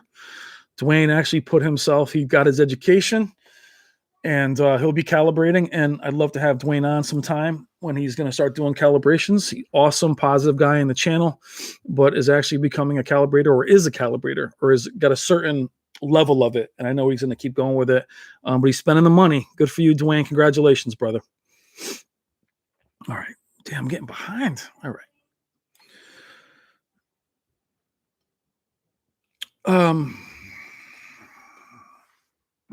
See, 1984. Brian, do you think movie theaters are dead, even if we are allowed to go back to normal? Yeah, but not for the reasons you may think. I think that one, I personally think the quality of films in the last few years has been awful. And I can tell you why I feel that way is, other than a couple of the Marvel films that I enjoyed, as a home theater, no, I would sit in a theater and in my mind say, I cannot wait to get this home. I cannot wait to buy this on 4K Blu-ray or, back in the day, DVD. And I no longer feel that way with half the movies I watch. So I really struggled with the Star Wars films for my own reasons. I'm a story guy, even though I'm a gamer. Even though I'm a gamer, I am such a story guy. I write, I draw, I'm an artist. So I really struggle. So when I'm watching movies, so what I mean is, I don't think people also have the attention span they once did. I think people like shows, they can put an hour in. I think they could, they can spend time, but not 2 hours. I don't think people like being, that far away from their phones. I don't think so. I think between what's happening in the world and these other things, I think people just don't want to commit to spending that time in a theater. And I think the home thing is that mixed with everything to that comment. But I think also having terrible films doesn't help. Wonder Woman was awful. And this little things, Denzel to me is undefeated in movies, and that movie was awful. Patrick, thank you so much. Again, $10. Thank you. That was very, very nice of you, Patrick. I really, really appreciate it. Very, very nice of you. So generous. Thank you. Apple Boy, you don't have to spend money to get me to answer your question, my man, but I really do think that's very nice of you. I appreciate it. But I'll get to your question in here anyway, but I really appreciate it. Apple Boy 911. I've seen that the TCL 6 series has blooming issues. You think TCL will come out with an update for it? Apple Boy, I had the TCL R635, if that's the one you're talking about, the mini LED. It didn't really have blooming issues. I think blooming with the TCL was a panel by panel thing, meaning if you had one that had crazy blooming, chances are it was either, and blooming is interesting too. If you have it where it's blooming on the same size, like Apple Boy, if it's blooming in the same area at all times, that's a defective panel. Right. So if you're seeing like light bleed in a specific spot, do I think they're going to address that? I do not. I don't think they're going to address blooming. I think if you have excessive blooming, you might have a bad panel, my friend. And I would try to see if you can get it replaced. Because my R635 has some blooming with subtitles, which is really the lines, the different text, but has pretty good black level for the most part. But I don't see, and also Apple Boy, we're talking about this with Sony. I would try to never rely on manufacturers to update for you. But thank you so much, guys. Hope that answers your question. And again, thank you for the super chat. I appreciate it. Okay, let me get back to the comments.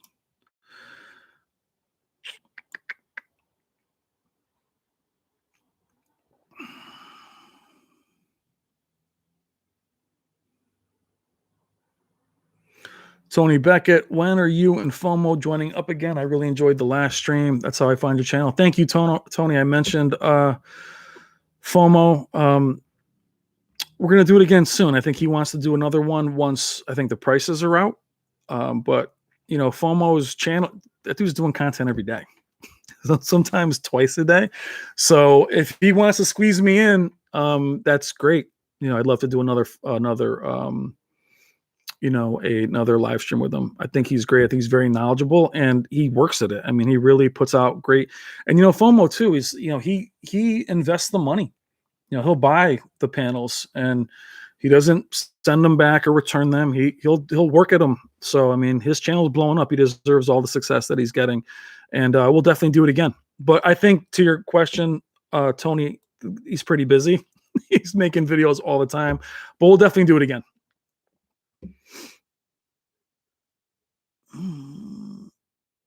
Douglas, I actually like Dr. Sleep. The extended version of Dr. Sleep is actually better too. Gary Dunlap, does the CX and HGIG leave something to be desired to you? It might just be me. Great question, Gary. HGIG is a very controversial setting. It's only really enabled in a few games, very few games, but I believe Vincent on HDTV Test was saying that it's correct to leave it on all the time. That's maybe the most accurate. The way I check on it, Gary, is HDR in general, a lot of times is less vibrant. So if you've ever turned off HDR, there's times you're like, oh my God, I think that's what HDR should look like. To me, HDR was marketed incorrectly. I think HDR should have been, more about accuracy or reality. I'll give you an example. Forza Horizon 4.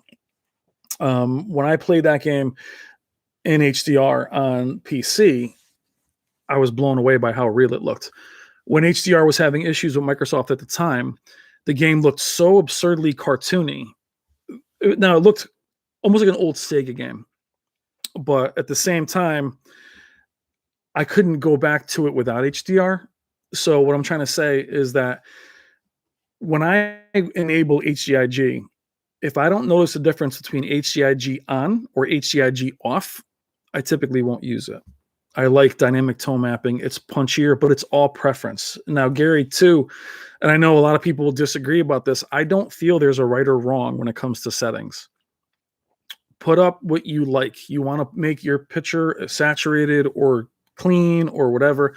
Now, if you ask me what the most accurate is, the HGIG looks accurate because it looks more realistic. Like Days Gone looks great, HGIG.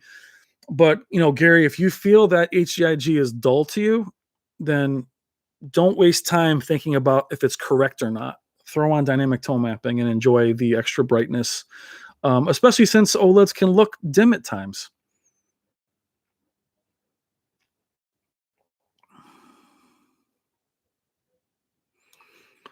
Will we ever know the ends? Will we ever know Sony and Panny using the OLED Evo? They won't tell us. I mean, I don't know. I don't know. They all try to panels all from the same place, so it's interesting who's using what. Like having Panasonic having a heat sink on theirs, but then LG wasn't using it. So it's going to be interesting. But as I mentioned, even on FOMO's channel, look for next year to be a beta year. This year was a crazy year because of it being crazy. There wasn't a lot of change. Next year, be careful jumping in and buying anything that's going to be untested. Micro LED is still there, just higher end, but mini LED, that's Samsung's first shot at it. TCL had a rocky shot with their first year of mini LED. And TCL is going to be interesting. They're 8K. I'm not sure why they're doing that because, again, their processing isn't the best. And with resolution, upscaling, processing is very, very important.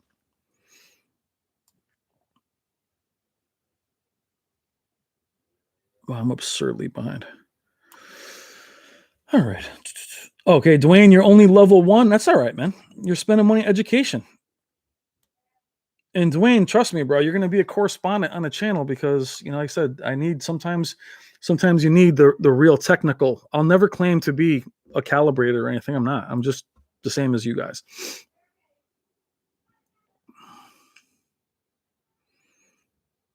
My pleasure, Apple Boy. Hopefully that helped your I answered your question, buddy. Paulo, what's up? I know I haven't done a live stream, Paulo, in a long time. I you know what? Because I can't stop doing them. I do them for like 2 hours.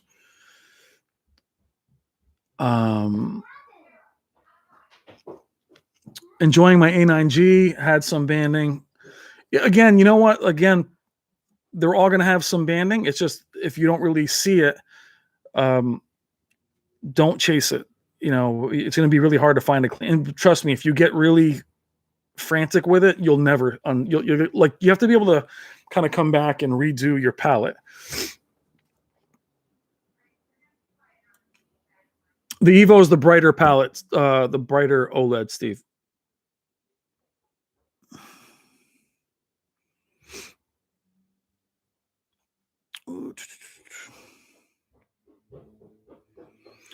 Exponent, am I buying the G1? I am not. The only way you guys will see me with the G1 is if they can't find me a clean CX at 77. So I won't say I won't have one. It will just be the matter of if my 77 is hard to locate and a G1 happens to be there. Am I going to get the A9J? I will not be. If someone wants to give me one, that's great. But I really do. I can't say this enough, guys. I really do love the CX's gaming features. And right now, just not trusting Sony with their implementation and if and when they'll do it. I enjoy variable refresh rate. I enjoy all of that. So, you know, so that won't be something I'm looking for. I think it's exciting. Don't get me wrong. X-Bone. Noodles McBride, what's up?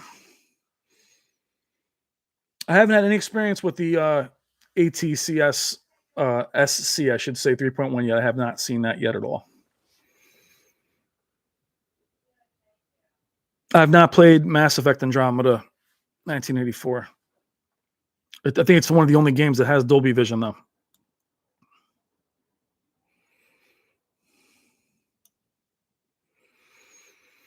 Evan Stewart. Evan, you might have just jumped on. I'm going to tell you this about the AAH. I mentioned this a little while ago. The AAH, we saw the shootout that we did at Value Electronics with Shane. Actually, that's on, you know, if you want to see, Evan, if you want to see how the AAH does with against the CX, go on Spare Change and look up the shootout. And in everybody's opinion, the AAH edged out the CX. Again, they were both calibrated, but if you're worried about your panel being obsolete, do not. OLED's OLED.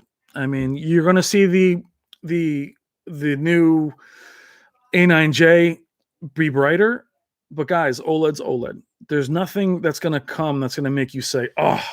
Now, if you're saying that you needed HDMI 2.1 and you know the AAH is not going to have that, so I would say that if you're looking for that, then yes. I mean, but then again, keep in mind that if you have an AAH or a TV without HDMI 2.4, 4K 60 is awesome. So Evan, if you're enjoying the AAH, just do me a favor. Just shut out all the other noise from comments about your panel or being obsolete. OLEDs are OLEDs, and they look fantastic. And Sony OLEDs to me have looked good from the beginning. You know, even the A1E looks really nice. To me, like I said, I love the C8. I had the B8 I rented from Rent-A-Center, and the B8 was amazing out of the box. So, Evan, just get rid of obsolete. Take it out of your vocabulary as far as your TV. Again, unless you wanted HDMI 2.1, I think you'll be completely happy with it. And even then, if you have a PS5, you wouldn't be using it anyway. So just enjoy it. I think you'll be okay with it, Evan. J to the M. What's up, big dog? J to the M's another one that's been there forever. Thank you so much, Jay, for saying what's up, for being here. Hope all is well, man.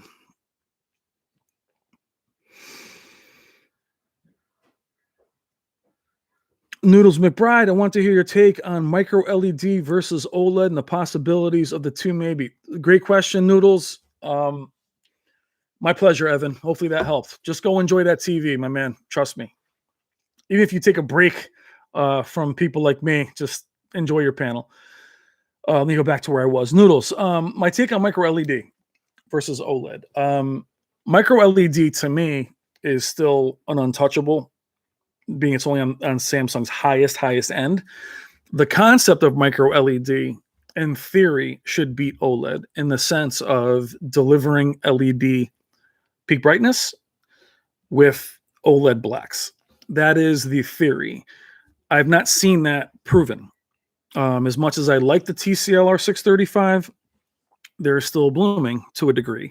So if you want to tell me you have, and now peak brightness, guys, this is funny. Peak brightness has really gone from being, 900 to 1,000 to 2,000, and then like they tapered off. The Vizio got to 3,000. The Z9G was at 4,000 to a degree. And I don't want to hear like it has to be on Vivid to reach that. And it's a 2% window. My point is, real peak brightness that you've told me, not you or any of you, that the industry has told me I've needed 4,000 nits since 2015. Micro LED deliver 2,000 plus nits and then give me blacks and you win. But if it blooms, then, you guys, you get what I'm saying? Like, be mindful of the marketing. And micro LED is not mini LED. So micro LED is still going to come. I think mini LED might be a little bit of a stopgap for them, for consumers. But I've been waiting for micro LED for 4 years. Nick, hello from Greece. How you doing, my friend? I have a B7 OLED and I want to play PS5. Do you think an upgrade to CX or wait for Evo? If you can, the Evo is going to be more expensive. And the PS5 right now isn't really going to take advantage of a lot of what the CX does. Though I have the PS5, I love it. I think you'll notice a difference in picture quality from the B7. I think the B8, that was a big jump. I think you would enjoy the CX. But guys, we're in this weird spot, right? It's not a weird spot. It's a good spot. That's why I do those weekly Best Buy videos. You have a few months where you can see where the price falls. I would wait. If you want to wait for the Evo's reviews, wait for that. But it's going to be expensive. It's going to be, it might be a few $1,000s more, especially if it's a GX. The GX was a few thousand when it first came out. Hopefully that helps you. But I think if you were to upgrade to a C, even a C9, or you find, I don't know what it's like in Greece, my friend, but I think you would really enjoy it. Yeah, Paulo, if you can just enjoy content, you'll eventually stop noticing them. Especially in panning shots. My pleasure, Nick. Nigel, what's up? Nigel, I hope things are okay. I know it's late in the UK, my friend. I appreciate you jumping on. And I know things are real bad, or not real bad. They are bad between the UK and other areas. And again, I'm sorry for you guys that are in areas that are really locked down. I'm in Connecticut, and my personal community, people I know have been sick. We've had loss in my family as well. So, but I know many of you, you're really locked down. So just be safe. So I appreciate you guys in the UK. I really do.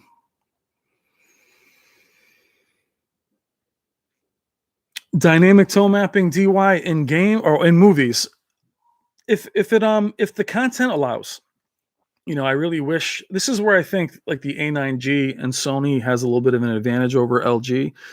Is Sony, for me, is very much like set it and forget it.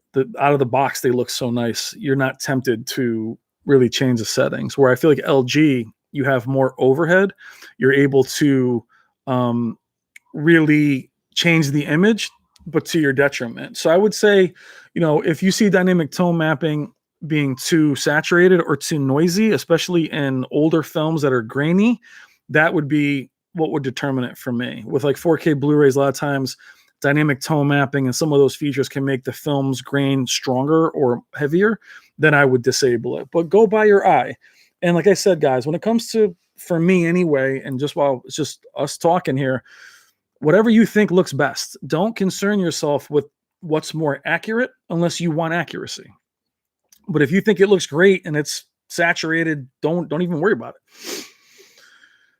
But for the most part, newer content that can handle it, dynamic tone mapping, I do keep on.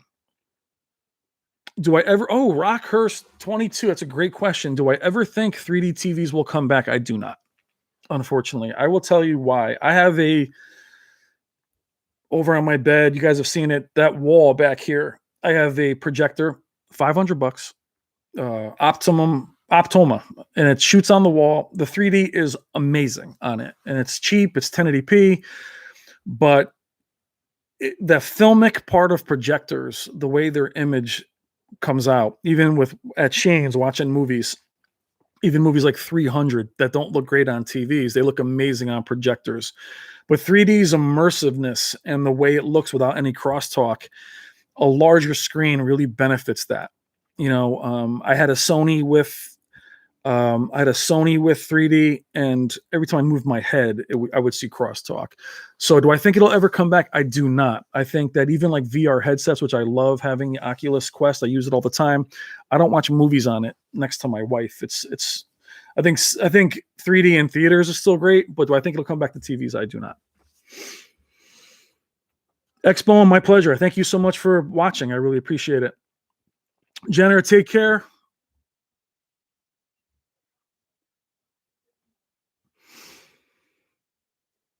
Curved TVs, yeah, I had a couple of them. The problem with curved TVs versus monitors was literally the screen uniformity was very hard. That bend in the screen did create a lot of DSC and banding. What is my opinion on the Z9G Master Series? I think it's going to be amazing, honestly. Again, Sony having the Z9G, the Z9F, and my problem with the Z9J and the Z9G is having the Z8H in that lineup in the middle, in my opinion, drop the price of the Z8H and then charge your premium for your Master Series. The Master, and this is what Robert told me, the backlight Master Drive in the Z9G itself was like $3,000 alone. So, that's so as long as they're aiming for the numbers like the 4,000 nits, and what I think what I'm looking for with the Z9J is no blooming. The Z9G still has some blooming, gorgeous, but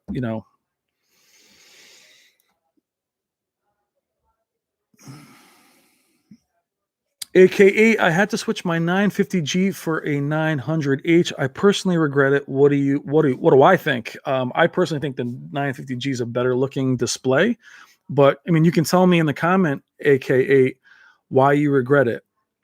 Is it picture quality based? Is it a different size? Just if you can elaborate, I'll be happy to answer you. JC, what's up? How's it? Another one who's been around forever. How's it going, JC? 37 straight hours, bro. What do you do for a living, mate? Some 8. Hey, man, big fan of your channel. Some 8. I appreciate the question. I do not comment on other channels unless I watch them. So I appreciate you saying you're a big fan of the channel, but you're never going to get me involved in anything like that with other channels unless you see me with them. But I won't comment on, and hopefully your intentions are good that you're asking me a question, but you're never going to get me to comment on that.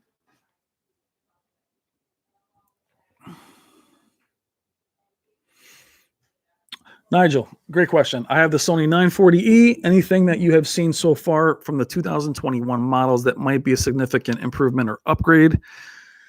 You're a casual gamer? No, I don't. I think the 940E, other than that slower pixel response, was very bright, had an amazing black level. Other than maybe better implementation of Dolby Vision on newer panels, you're going to notice more blooming on modern Sonys than anything that came out that year. So the Z9D and the 940E still have the best blacks of any Sony LED, in my opinion.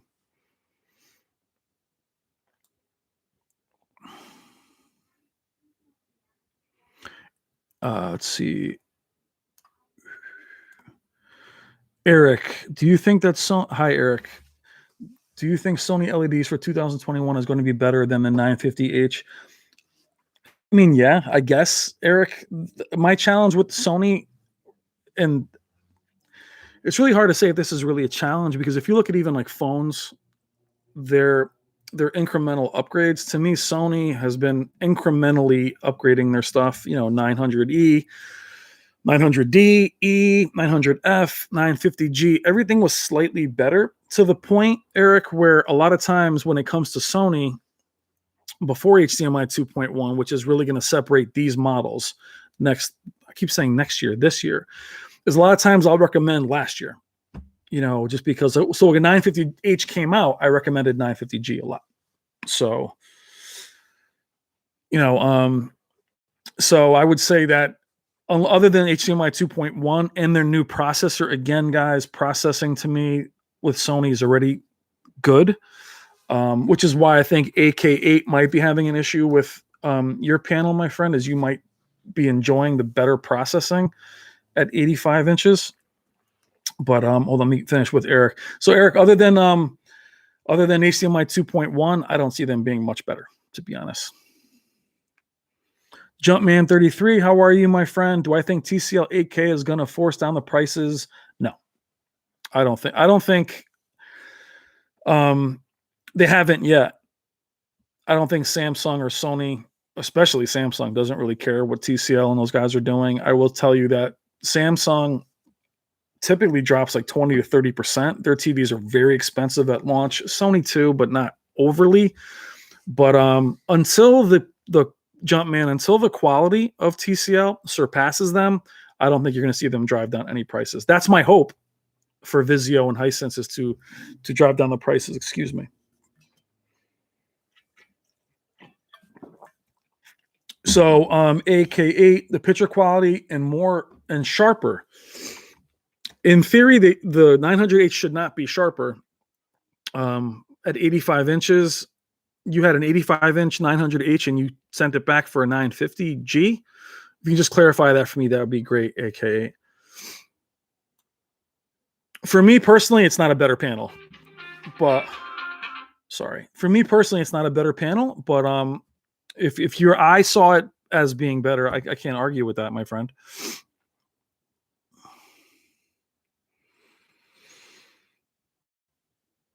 Do you think they will make an OLED monitor? In terms of, they do have 48-inch OLEDs that people are using as monitors. They're pushing them as monitors. Fred. Any updates concerning micro LED? Will it change the TV game? It really depends, guys. Micro LED, as far as with, again, TCL, it didn't change the game a whole lot. It was a nice, and they're great. Don't get me wrong, but we'll see. I mean, I think Samsung and LG both are having their mini LEDs. We'll have to see what it does picture quality wise. I would not, and I can only offer this to you guys, I would not buy these TVs until they're fully reviewed. And I mean reviewed by the big, the very large reviewers. Not saying you should trust one over the other, but more comprehensive, that that people that, whether it's digital trends, HTV tests, wait for them to get them in, guys. Because a lot of times, I give you an example in the TCL 8 series, which has been updated, by the way, first came out, it really crushed out detail. So we want to make sure they work out the kinks of new technology. Never be the first. You don't want to be the beta if you can help it, because I know I wouldn't. Griffin, how are you, my friend? What are my favorite movies to test my TVs? I like Ready Player One, is a good one for Dolby, because I think about Dolby Atmos, Saving Private Ryan, 4K. See, let's about more recent ones in 4K. It's funny. I would say that it used to be animation, as far as like Pixar, but have not loved 4K animation lately. But right now, those are probably the ones I use the most. Blade Runner 2049 looks amazing. 1970. What else have I been watching lately? The Marvel ones look good. Especially the first Avengers looked fantastic. Let's see. Neil, what's up?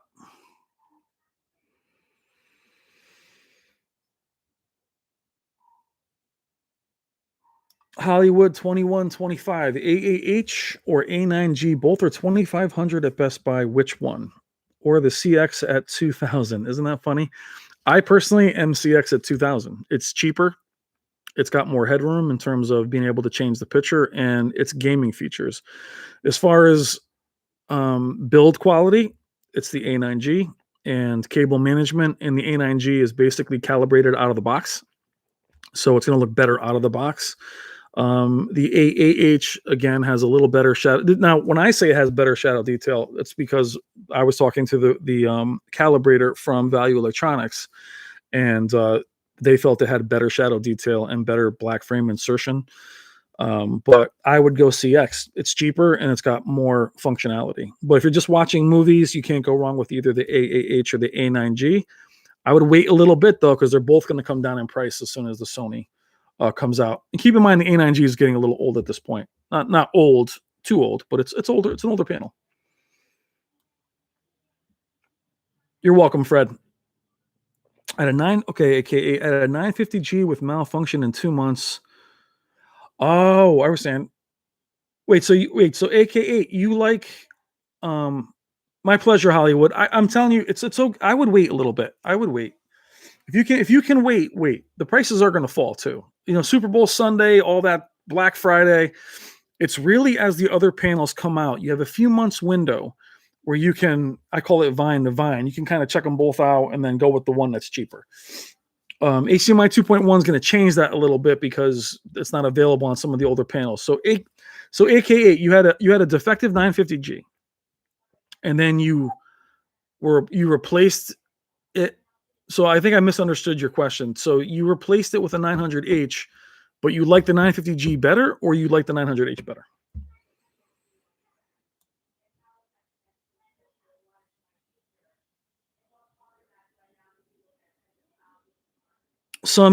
Do I currently own a Sony OLED? I do not. I had the Sony A9S Master Series on loan.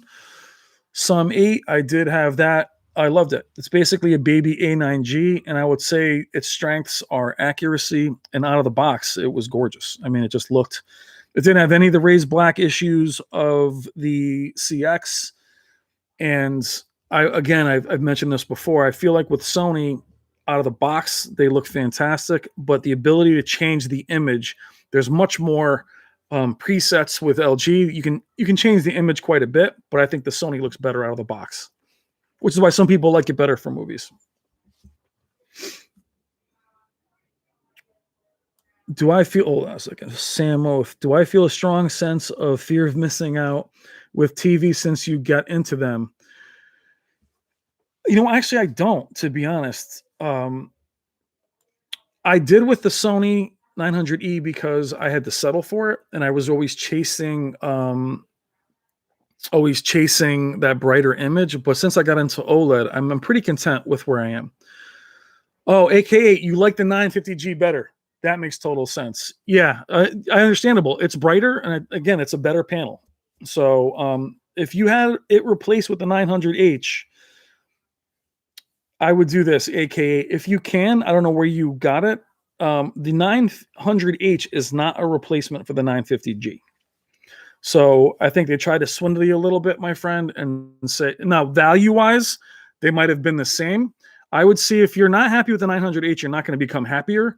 I would see if you can upgrade to it, even if you pay a little bit more money, the difference. Yeah, but the 950H, I know, AKA, the 950H is really, they're virtually the same. The 950H has is a little better sound and has the X-wide viewing angle. But I think you try going with that. Yeah, you did take a step down in terms of picture quality. That's why I didn't understand it. So thank you for clarifying. Okay.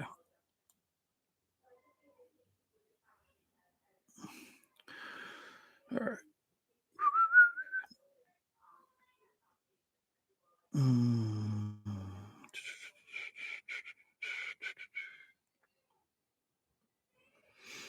Let's see. Too quiet. Well, I went way back. I have 2 monitors here. I apologize.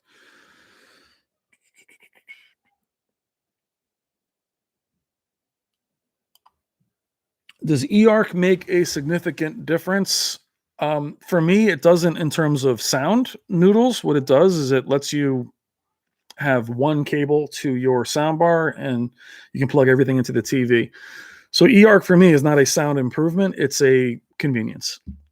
So right now with my Denon, I use everything through the eARC feature of the CX. So I have everything plugged into the into the CX and not into the receiver, because I want, other than my Blu-ray player is through that.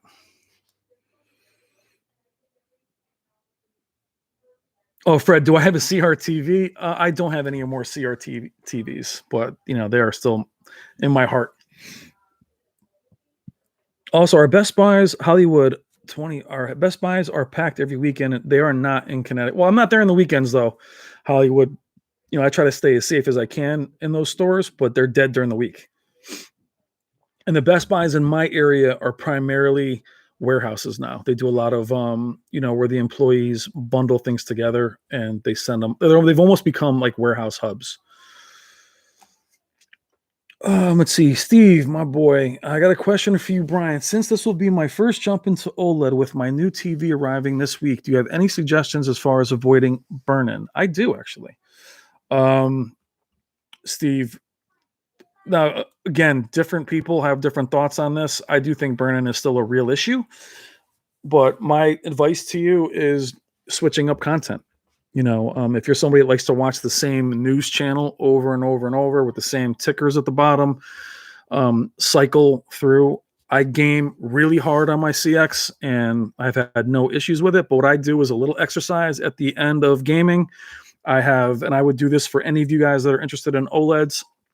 On your YouTube, create a playlist of like your favorite full screen demos, as colorful as possible.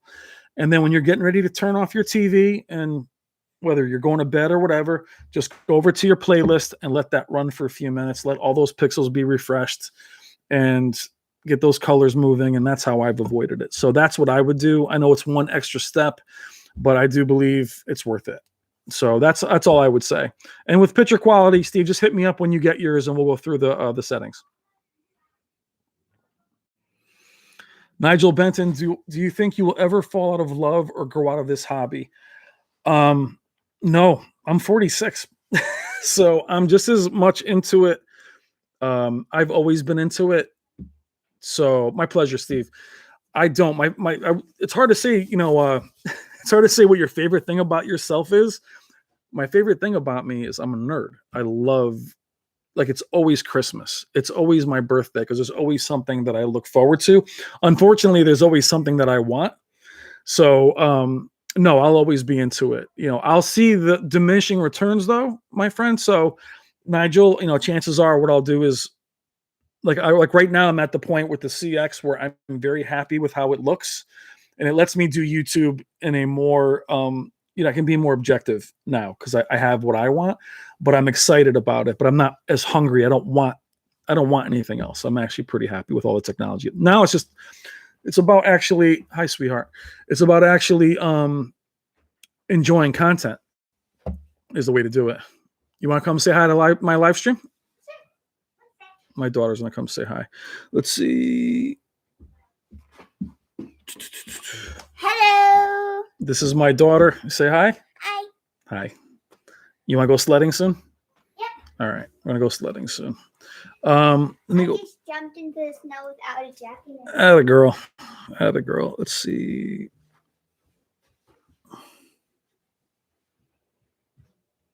Yeah, Griffin, the A8G and Sony was doing this weird thing where they were having like 6-month refreshes and made it hyped over the new Sonys. I am. I'm excited for them. I just want to see what the implementation, as I've mentioned before, what the implementation is going to be on them, if they're going to have a very severe ABL. But yeah, if they can, I've said this a couple times, we've been doing this 2 hours. More than 2 hours, is if they can maintain that black level and have no issues with it, then I'll be totally on board with it all day. I'll love it. It just needs to be, it can't compromise that black level. And again, burn-in, let's see if that becomes something that's at 1300 nits. And I'm really curious about sustained peak brightness. Is it going to be quick? Is it going to be, we'll see how it's going to be. Josh, I like you going to the store.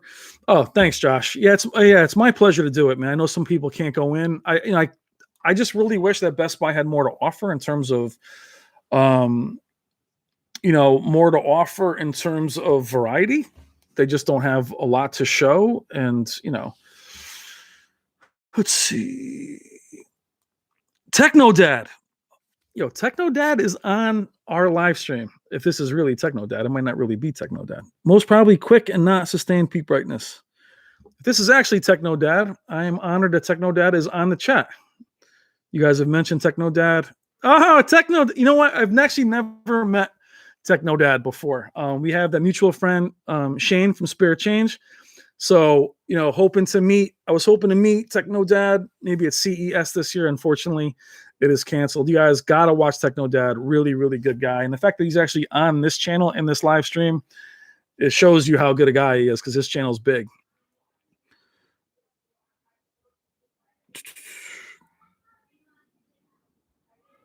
My dad was into home theater in the 90s and fell out of love with it. You know what? 1984, I have an uncle that got me into home theater, and you know what he fell out of love with? He fell out of love with speaker wires.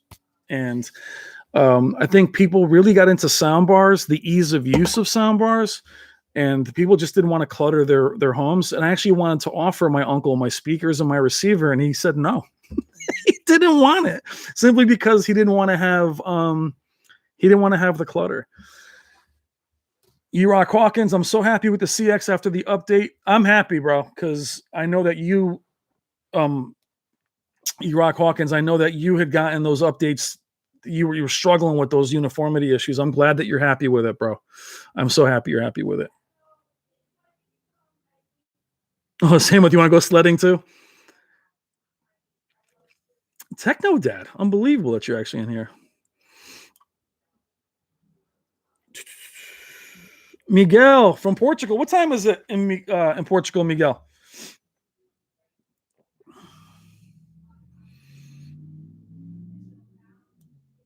I don't want to question you, Techno Dad, but you never know with those fake profiles. I gotta tell Shane you were in here.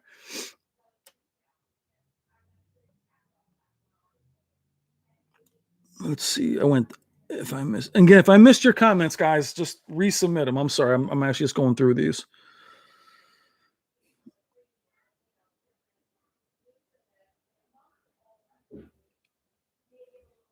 Where are we?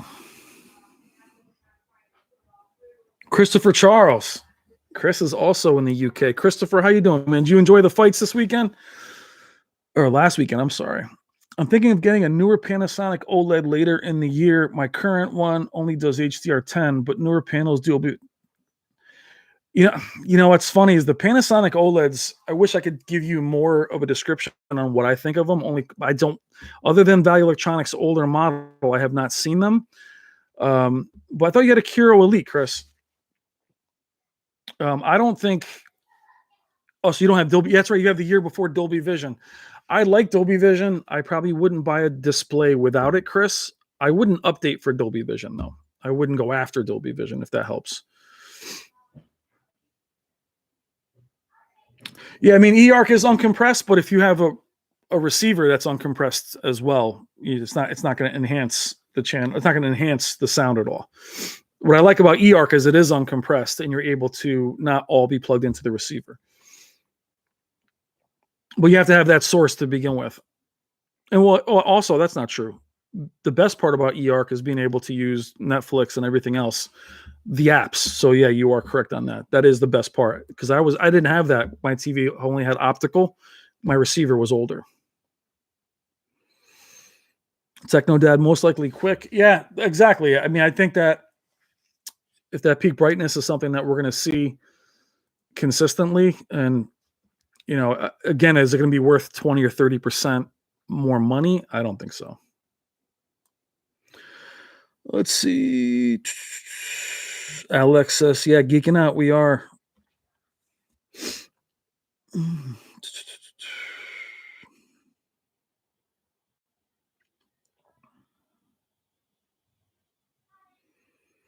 Jimmy, does LED have problems with letterbox like OLED? I would say I don't know what OLED letterbox in regards to what with OLED. LEDs are the ones that struggle with the letterbox, my friend.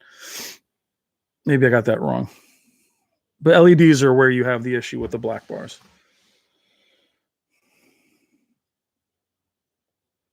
Adam, great question. As far as plasma, this is an important question. So Adam, I have a 10-year 10-year-old Panasonic plasma in storage due to moving a lot, but itching to buy an OLED. Should I buy the Sony 950H? So here's my advice when it comes to going from OLED, or I'm sorry, going from plasma to LED can be a severe change. When you go from plasma color and plasma blacks, and plasmas are not bright, and then you go right into when you go right into LEDs, you might find blooming jarring. You might enjoy, but I'm telling you that I went from plasma to very bright LEDs and I found it hard. Only because there was no blooming at all on plasma. It's non-existent. And then all of a sudden there's blooming and so I would recommend, if you're going from plasma and you enjoy plasma, Adam, if you're enjoying plasma, I would go right to OLED. Unless you feel plasmas are too natural or too dull, I think you'd find an OLED to be very bright, but I would have a hard time going from plasma to LED.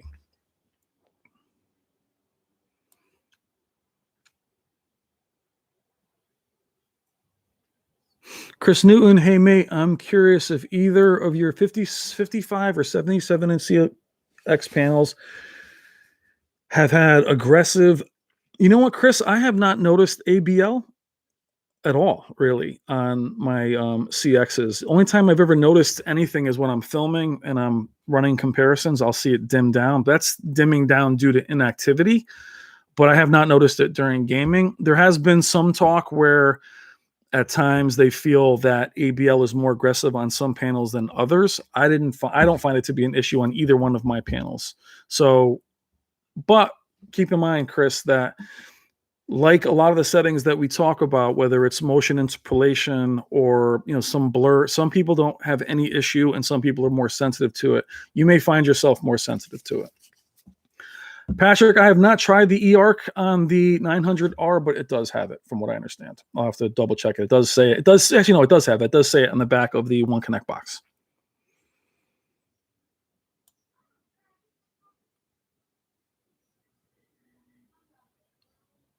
Techno Dad, where are you located? You're not local. I think, are you in California? We definitely gotta get together sometime, man. Me, you, and Shane gotta hang out. Royal Boyle, what's up? How you doing, brother? I missed somebody else that jumped in here. Bruce Carter, what's up, Bruce? I knew I missed Bruce. Oh, nice. Bruce got an AVM 70 processor. Awesome, Bruce. Tell me what you think of it, my friend. Let's see.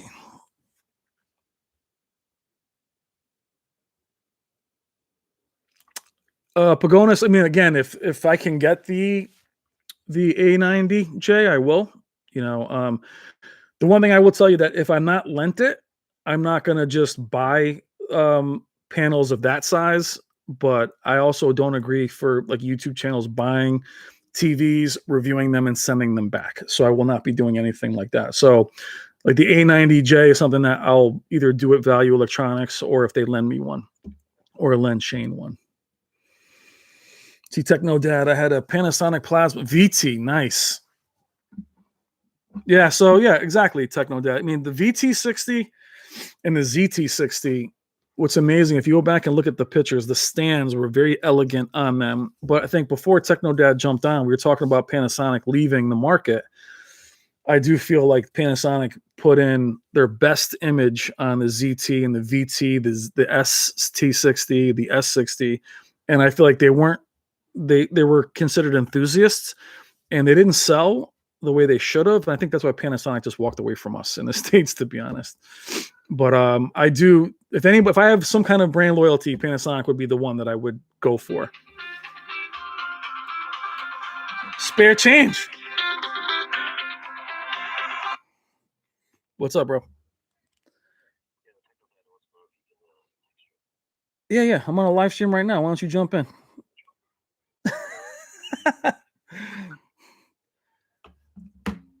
Let's see.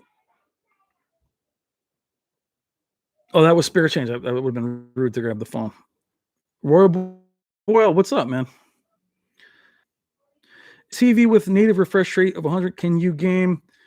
You can, if just because it's 1080p doesn't mean like that certain that panel has to have that option. It won't just do, if you get what I'm saying. So yes, I wouldn't go if you have a 1080p panel, or I should say a 4K panel with 120 hertz that has it has to have that option. You can force it maybe with NVIDIA, but it has to be enabled and supported by the actual manufacturer. So just don't assume it. Like for example, the Z8H and the Z9G, they're HDMI 2.1, but they weren't going to have the features I wanted from the CX. So I wasn't going to be able to. I wanted them because they had HDMI 2.1, but without the features enabled, I wasn't going to enjoy those features. So don't ever assume that just because in theory it has to be enabled or allowed. Oh, you're in Central Cali. Ah, man, I'm jealous of the weather. I know things are tough down there too, bro. Let's see. My pleasure, Patrick. James, any thoughts on Sony? Any thoughts on Sony not adopting the idea?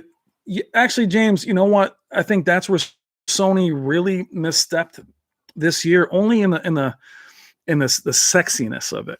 You know, hold on, my connection is unstable really quickly. It's going to come back on.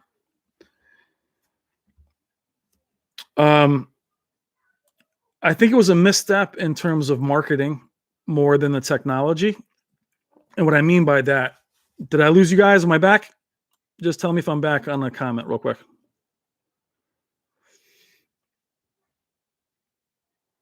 Am I good? You guys hear me or no?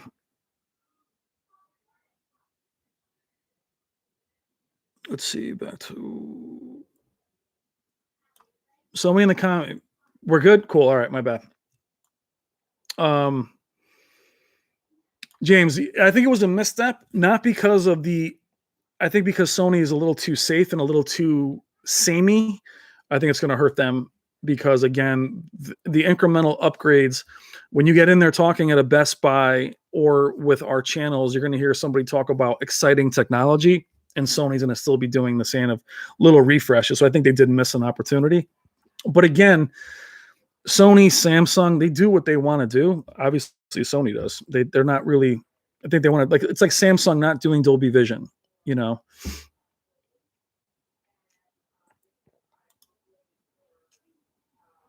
Okay.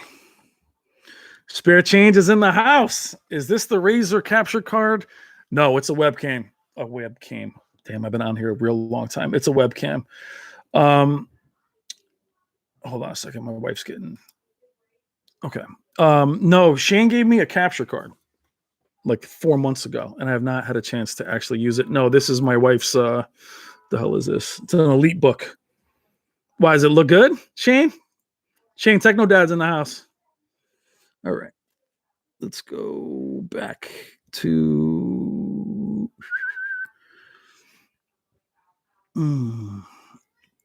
Yeah, Bruce, the VT panty was amazing.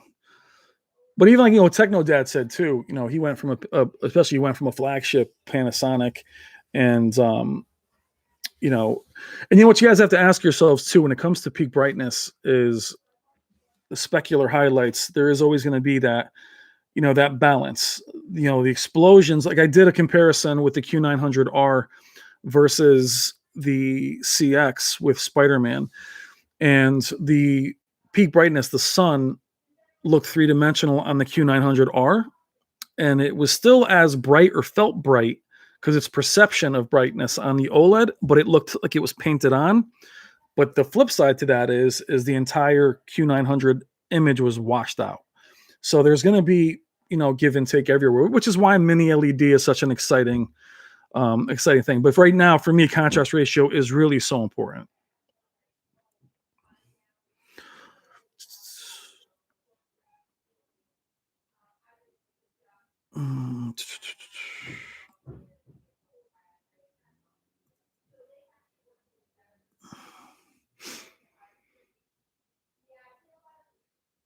Oh, Chris. Yeah, Chris, you got the Kiro Elite still in the main room, huh? Nice.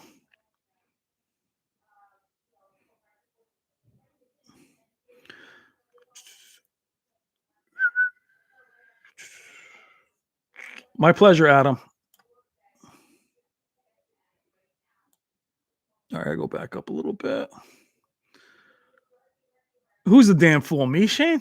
Why? Because I didn't use the. You got to come show me how to use it, bro. Let's see. Yeah, we've been on here for a long time. MP3 Joker, how are you?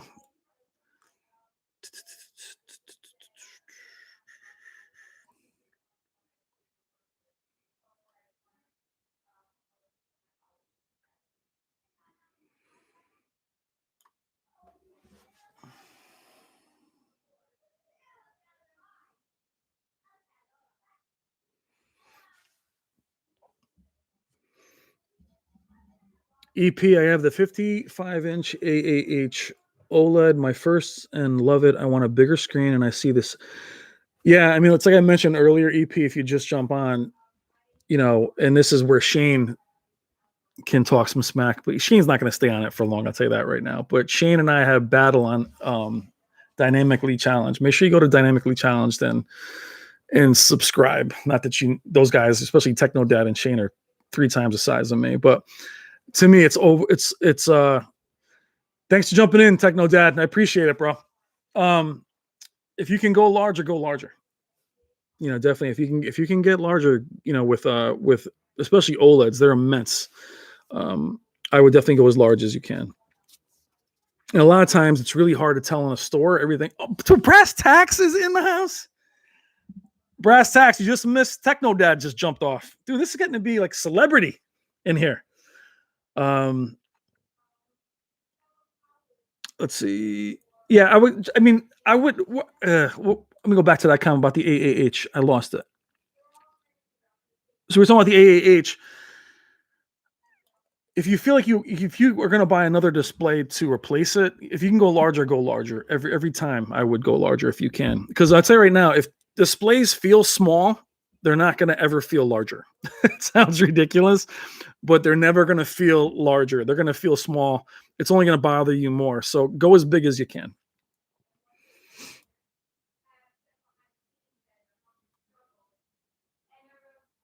Brass Tacks is in the house, bro. I got Brass and Shane. See, the funny thing is, you guys should talk some smack to Brass and Shane both in the comments, because we're supposed to be doing this together. Okay, but Shane's the only one that's got that technology. Brass knows how to do it. We got to get together.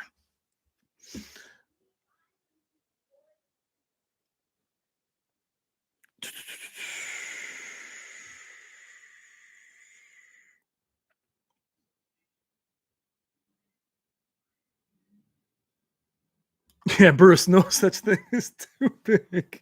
No doubt. No doubt. Let's see.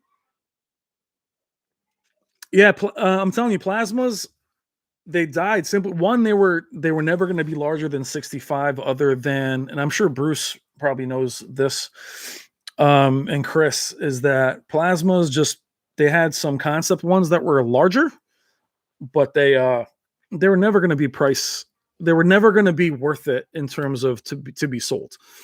So I wish they stayed around, but they weren't selling enough. And again, I've mentioned this on other videos, is that I would literally walk into a Best Buy back in the day, and even though the plasma was a better panel and looked better in the showroom, they looked terrible because they looked like they were off in comparison to a cheaper, brighter LCD of the time. And the average person would look at it and go, there's no way I'm buying this thing. This thing cost, $5,000, and this one cost, whatever. So that's where I think Samsung really made their mark with LCDs. And then Samsung's plasma, the F series, was actually very bright.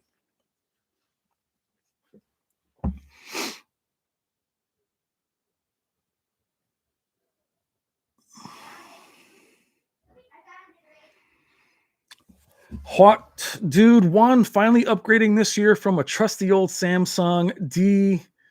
My wife's computer's got like work stuff. Like people are DMing me here. Hold on, let me go back to that. Okay, sorry, Hot Dude. Finally upgrading this year from a trusty old Samsung 61 inch. You know what? what's so funny about older panels is they had such random sizes. Like 61, baby. Like who came up with that size? The DLPs were awesome back in the day. They had that plasma look. I think you would love. I mean, you would. Thanks for checking out the channel, my man. You will love OLED because to me, OLED, especially coming from plasma, you get the blacks of plasma, and in your mind you'll have the brightness of OLED or the brightness of LED because OLEDs are so bright.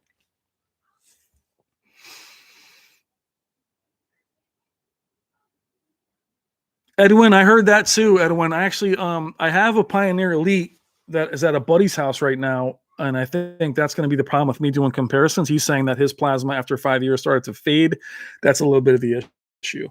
And Rock Hawkins, yeah, absolutely. The larger sizes, they are, more issues. But I'm telling you, when you're playing a game and you're just enveloped in it, there's nothing like it. I'm not sure I would go larger than 77 inches though, but I'm close to it. So.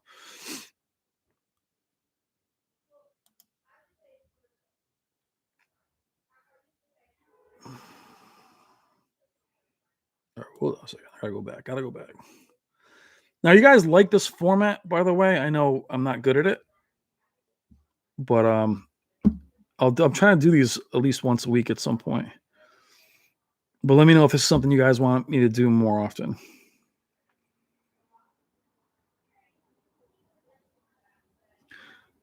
CMR H9G or TCL 6 series. What's funny? I had this conversation with FOMO. I wasn't a huge fan of the H9G. He liked it a lot better. I like the TCL better.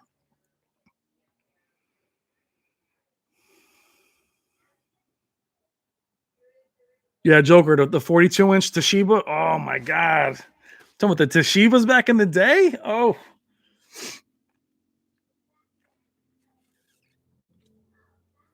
Jason, I do have a couple of videos on the channel for 950H picture recommendations.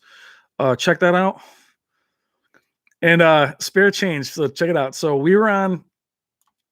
I gotta share this story. So it was me, Shane, and Brass. We're doing a like a podcast, and we were drinking. We had a great time, and Brass was on the phone, and the channel he had switched to his other channel, Dynamically Challenged. Make sure you go over Dynamically Challenged and sub to that channel.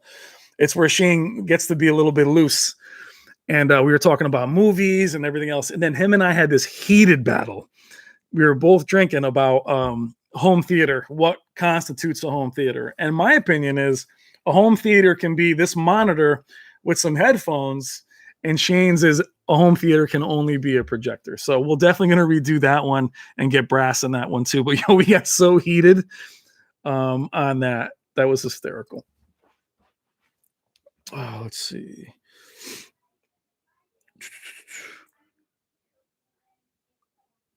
Whoop, I'm going up.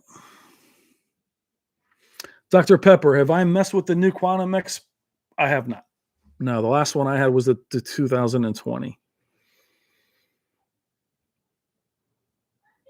Oh, Bruce, did you watch that podcast? So you were there at the end on Dynamically Challenged when me and Shane were going at it? Dude, I think it was like 4 o'clock in the morning or 2:30, 3 o'clock, and Shane and I were no food. We're just drinking. And the conversation got heated. But that's what it's all about. But Shane's setup is ridiculous. I mean, for a TV person to go sit in his theater, and my Atmos is 4 ceiling speakers, and you go into his and the speakers freaking everywhere. It does make you go home and go, oh, okay. Let's see.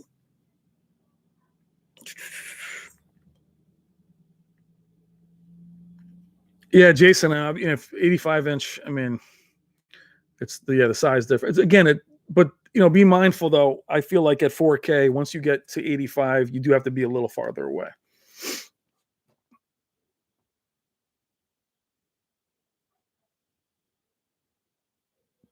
On here for like 3 hours. All right, guys. Anything else you guys want to cover before we wrap it up? I can do this all night. And what time we get on? Yeah, it's been a while. Damn. No, it's only been. Oh, it's going on 3 hours. Almost. Nah, not 3 hours. 2 hours. 2.5 hours. Anything else you guys want me to cover or talk about? So Brass is. I don't know if I can. Am I sharing this, Brass, or no?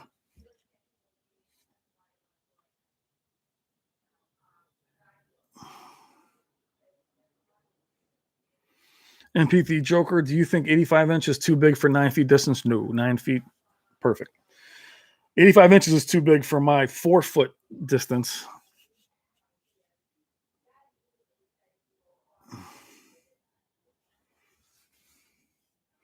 Noodles, take care, brother. Thank you so much for watching.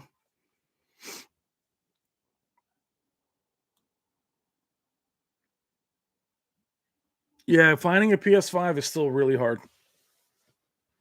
I got lucky because a friend of a friend had to sell it, and it was a bundle. So I'm expecting that either he bought it without permission from his better half and had to sell it. So yeah, I think 85. I mean, 85. I'll still go 4K if I'm a little farther back, but you know, Tomek, what's up, my man? Tomek is my boy from Poland. Tomek, I hope things are okay over there. What time is it in Poland, my man? Tomek's another one that's been here when I had 2 people watching.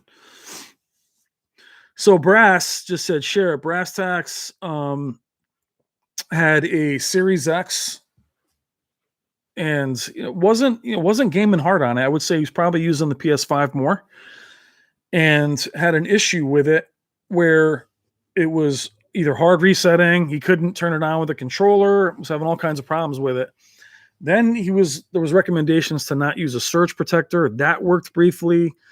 Then he took everything off the SSD, or took everything off his put it on the secondary hard drive from Xbox. Then it worked, and he ended up sending it back. So, he's having issues with it. So that's the first defective one I've had within my friend group and even in my community is so Brass, unfortunately.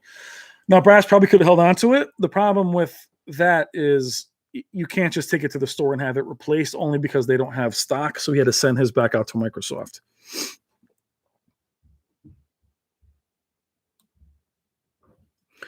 Kenneth, it may not be polished, but you can tell that you were speaking from the heart with no agenda. No, I appreciate that, Ken. I don't have any agenda other than just hang out and talk. We're basically, my analogy is people that love talking sports, like the whole barbershop analogy where you're just talking. And who in your life do you have other than 63 people that'll hang out for almost 3 hours and we're just talking about this? And if you look in the comments, and I'm proud of this, there's so little toxicity. There's just people talking smack and having fun. To me, that's what I'm most proud of with having you guys, is that you can't find a community where they're not slaying each other, and you guys are able to joke and talk smack and even disagree. And some of my favorite people on the channel I've disagreed with, and we've had discussions. So I really appreciate that, Ken. I do have larger YouTubers that are friends that, Spare Change is one of them. And obviously Brass Tacks are my 2 closest friends on YouTube that, I talk about polishing up the channel. And, Shane gave me a capture card, and, having kids and another career, it's difficult, but I'll definitely polish it up. But if I polish it up and I don't have the time to do this stuff, then I won't do it. I want to make sure I still have the connection to you guys. I don't care how big the channel gets. If I can't talk to you guys in the comments, then I don't really see the point in doing it. But thank you, Kenneth. King Sean, do I know why you can't access the secret menu on LG CX? I do not. That's not something I don't even bother with, man. So I don't know. There's a code that you can put in. I think Vincent on HDV Test has the code. You can always go on there and check it out. Thanks, A-Rock. I appreciate it.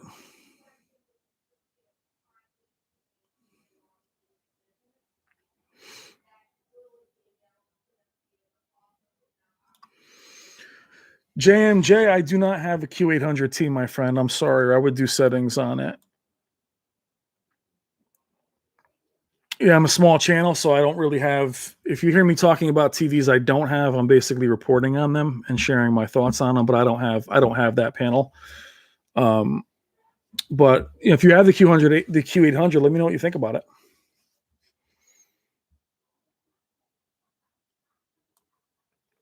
Oh, Adam, your wife doesn't want you to get it.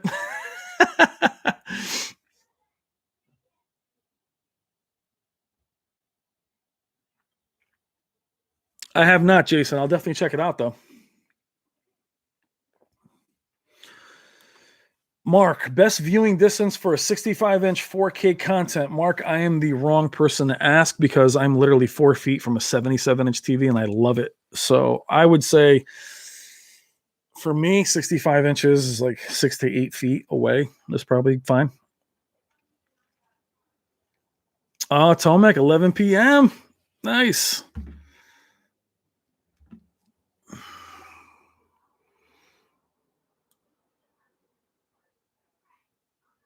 Let's see. Yeah, THX 1984, 6 feet. Yeah, I guess. Again, that's the best part about 4K was to be closer. See, Brass is in there talking a little bit.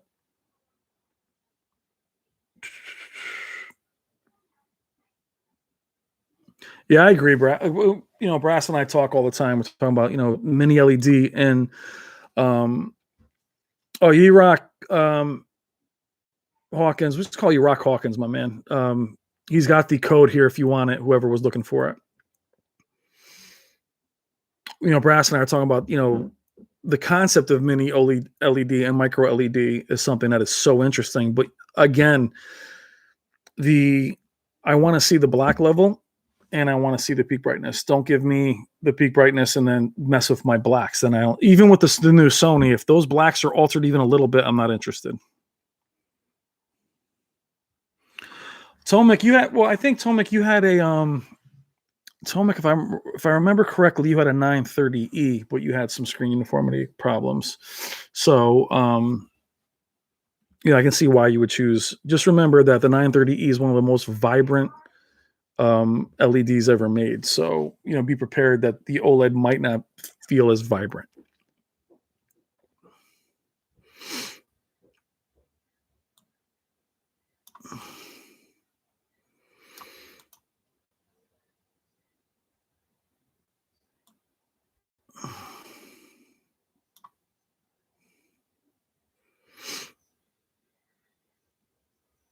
Let's see.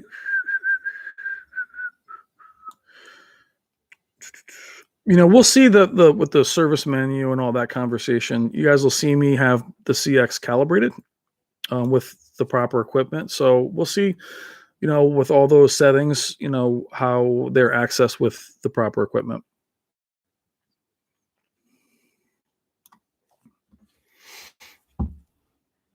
Yeah, I mean, I know Tomek, the 930E did have some blooming. It was an edge lit panel. But it was an edge lit panel that acted almost full array, but it was very bright. True, what's up, my friend? How are you?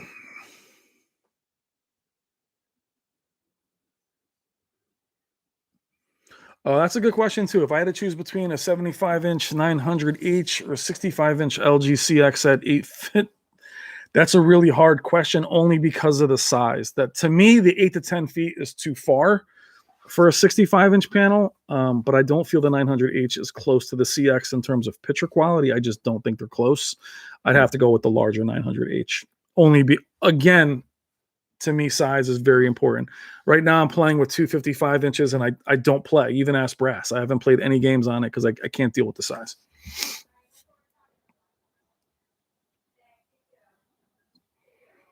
Chris, take care, mate. Jason, new sets are coming. You're going to see them trickle out at the end of February. Then through March, you'll see LG. I think Sony typically is first. We'll see how they do this year. Things might be different. Value Electronics could not give me specific dates. Normally they can, but I'm guessing Sony first at the end of February, and then through March for Samsung and LG. TCL and Vizio and those guys are pretty sporadic when they put their stuff out, and the fact that they don't actually have them, you know, the fact that they don't have them on display, it's very hard to tell when they're coming out. True, what's up, man? I hope your dad's doing well, brother.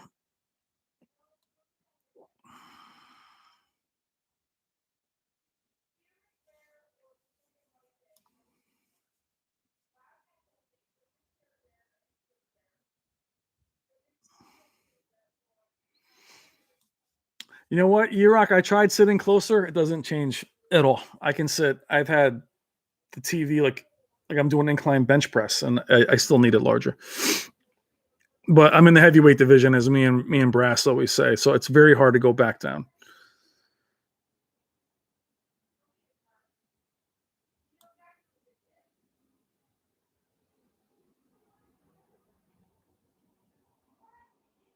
I haven't watched many movies, Summit, lately. You know, again, Blade Runner looks great. Saving Private Ryan looks amazing. I will say for 4K Blu-rays, I think OLEDs look nice. They handle the grain a little bit better than really, really bright panels.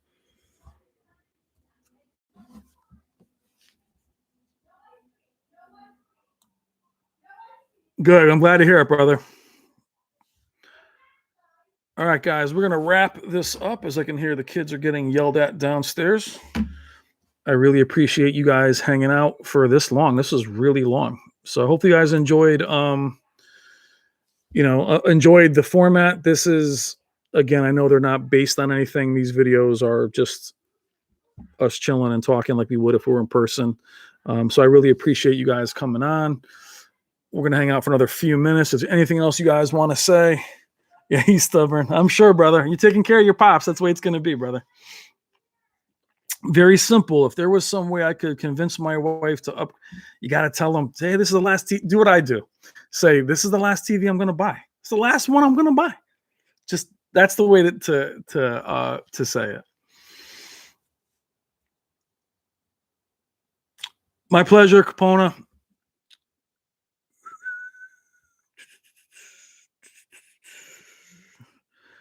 Tomek, stay safe. Let me know when you're getting ready to buy, bro. I hope all's well in Poland. We got 61 people in here. So before I end it, I'm gonna have you guys just say goodbye. I hate just ending streams and be like, all right, peace, bloop. So, kind of say goodbye in the comments so I can say goodbye to you guys. Brass, I'll talk to you in a few minutes if you're still up.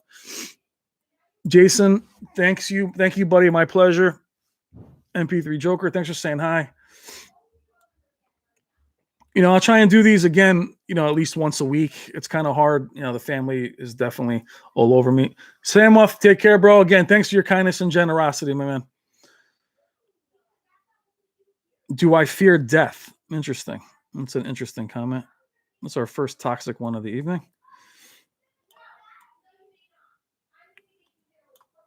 That's an interesting. Let's see. Who are you? Let's go ahead and remove you. First time in 3 hours I had to remove a comment. Let's see.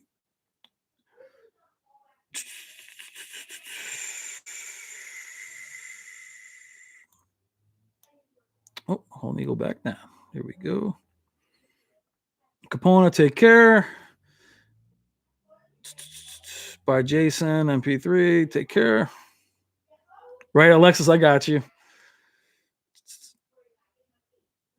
My pleasure, Nigel. Again, thank you so much. I appreciate it. Yeah, Samuel, to tell you, man, audio is going to get you divorced. No question.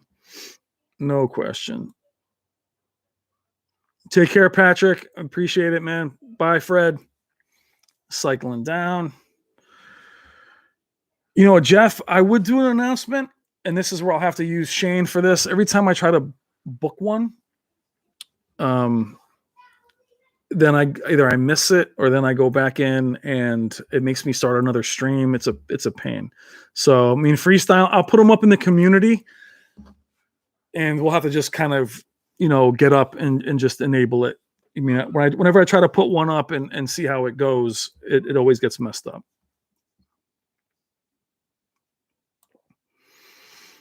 Yeah, so mate, you saw that comment, man? Unbelievable. Take care, Sunmate. Thanks for saying hello. Very simple. Thank you so much. I appreciate it. All right, guys, we're gonna go another few minutes. All right, so born. Yeah, we're gonna go ahead and get rid of you.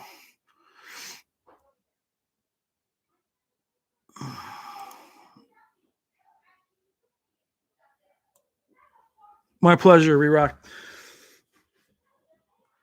Yeah, you're not going to see any more toxic messages from that dude. All right, guys, I'm going to wrap it up. Kids are getting yelled at downstairs. Again, before we say goodbye, I want to thank you so much for being part of the community and part of the channel. I really enjoy it. And I will see you guys in the comments. We'll be doing videos all week. And again, look for me, Brass, Spare Change, all hanging out. But I really appreciate you guys. Jeff, take care of yourself. And I'll see you guys soon. Do another few minutes to say goodbye to each other. Wish I had some music in the background. All right, Alexis. All right, guys, take care. Have a great night. I'll see you in the comments, and I'll see you during the next video. Have a great night.